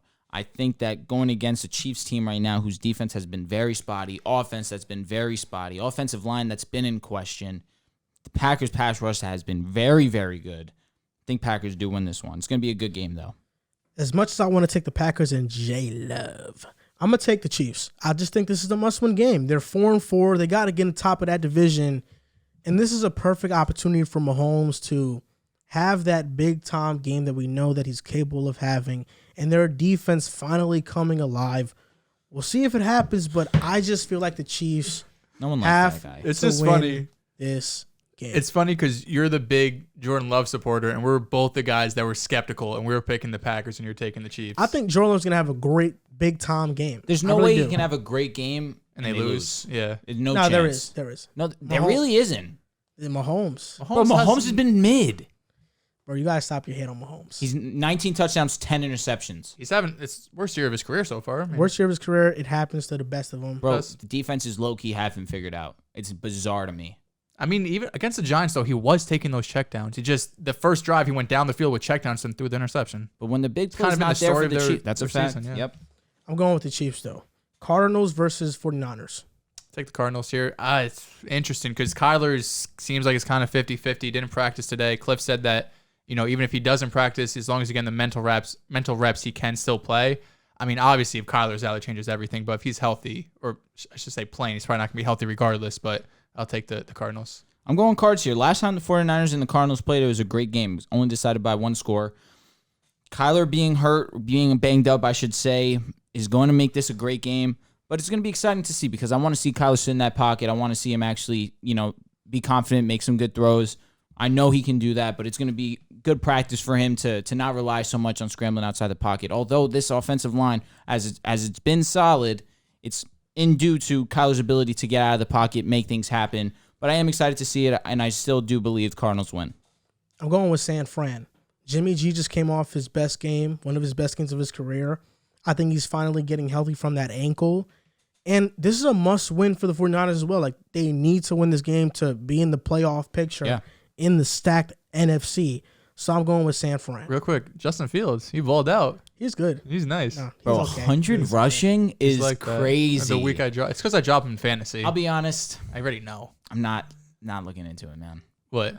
Justin Fields? I'm sorry, bro. I'm in on him. What do you have? 175, no throwing. Had 100 rushing, 100 rushing one touchdown. And that rushing touchdown was crazy. Yeah, nah. Bro, that touchdown was incredible. Yeah. I'll give him.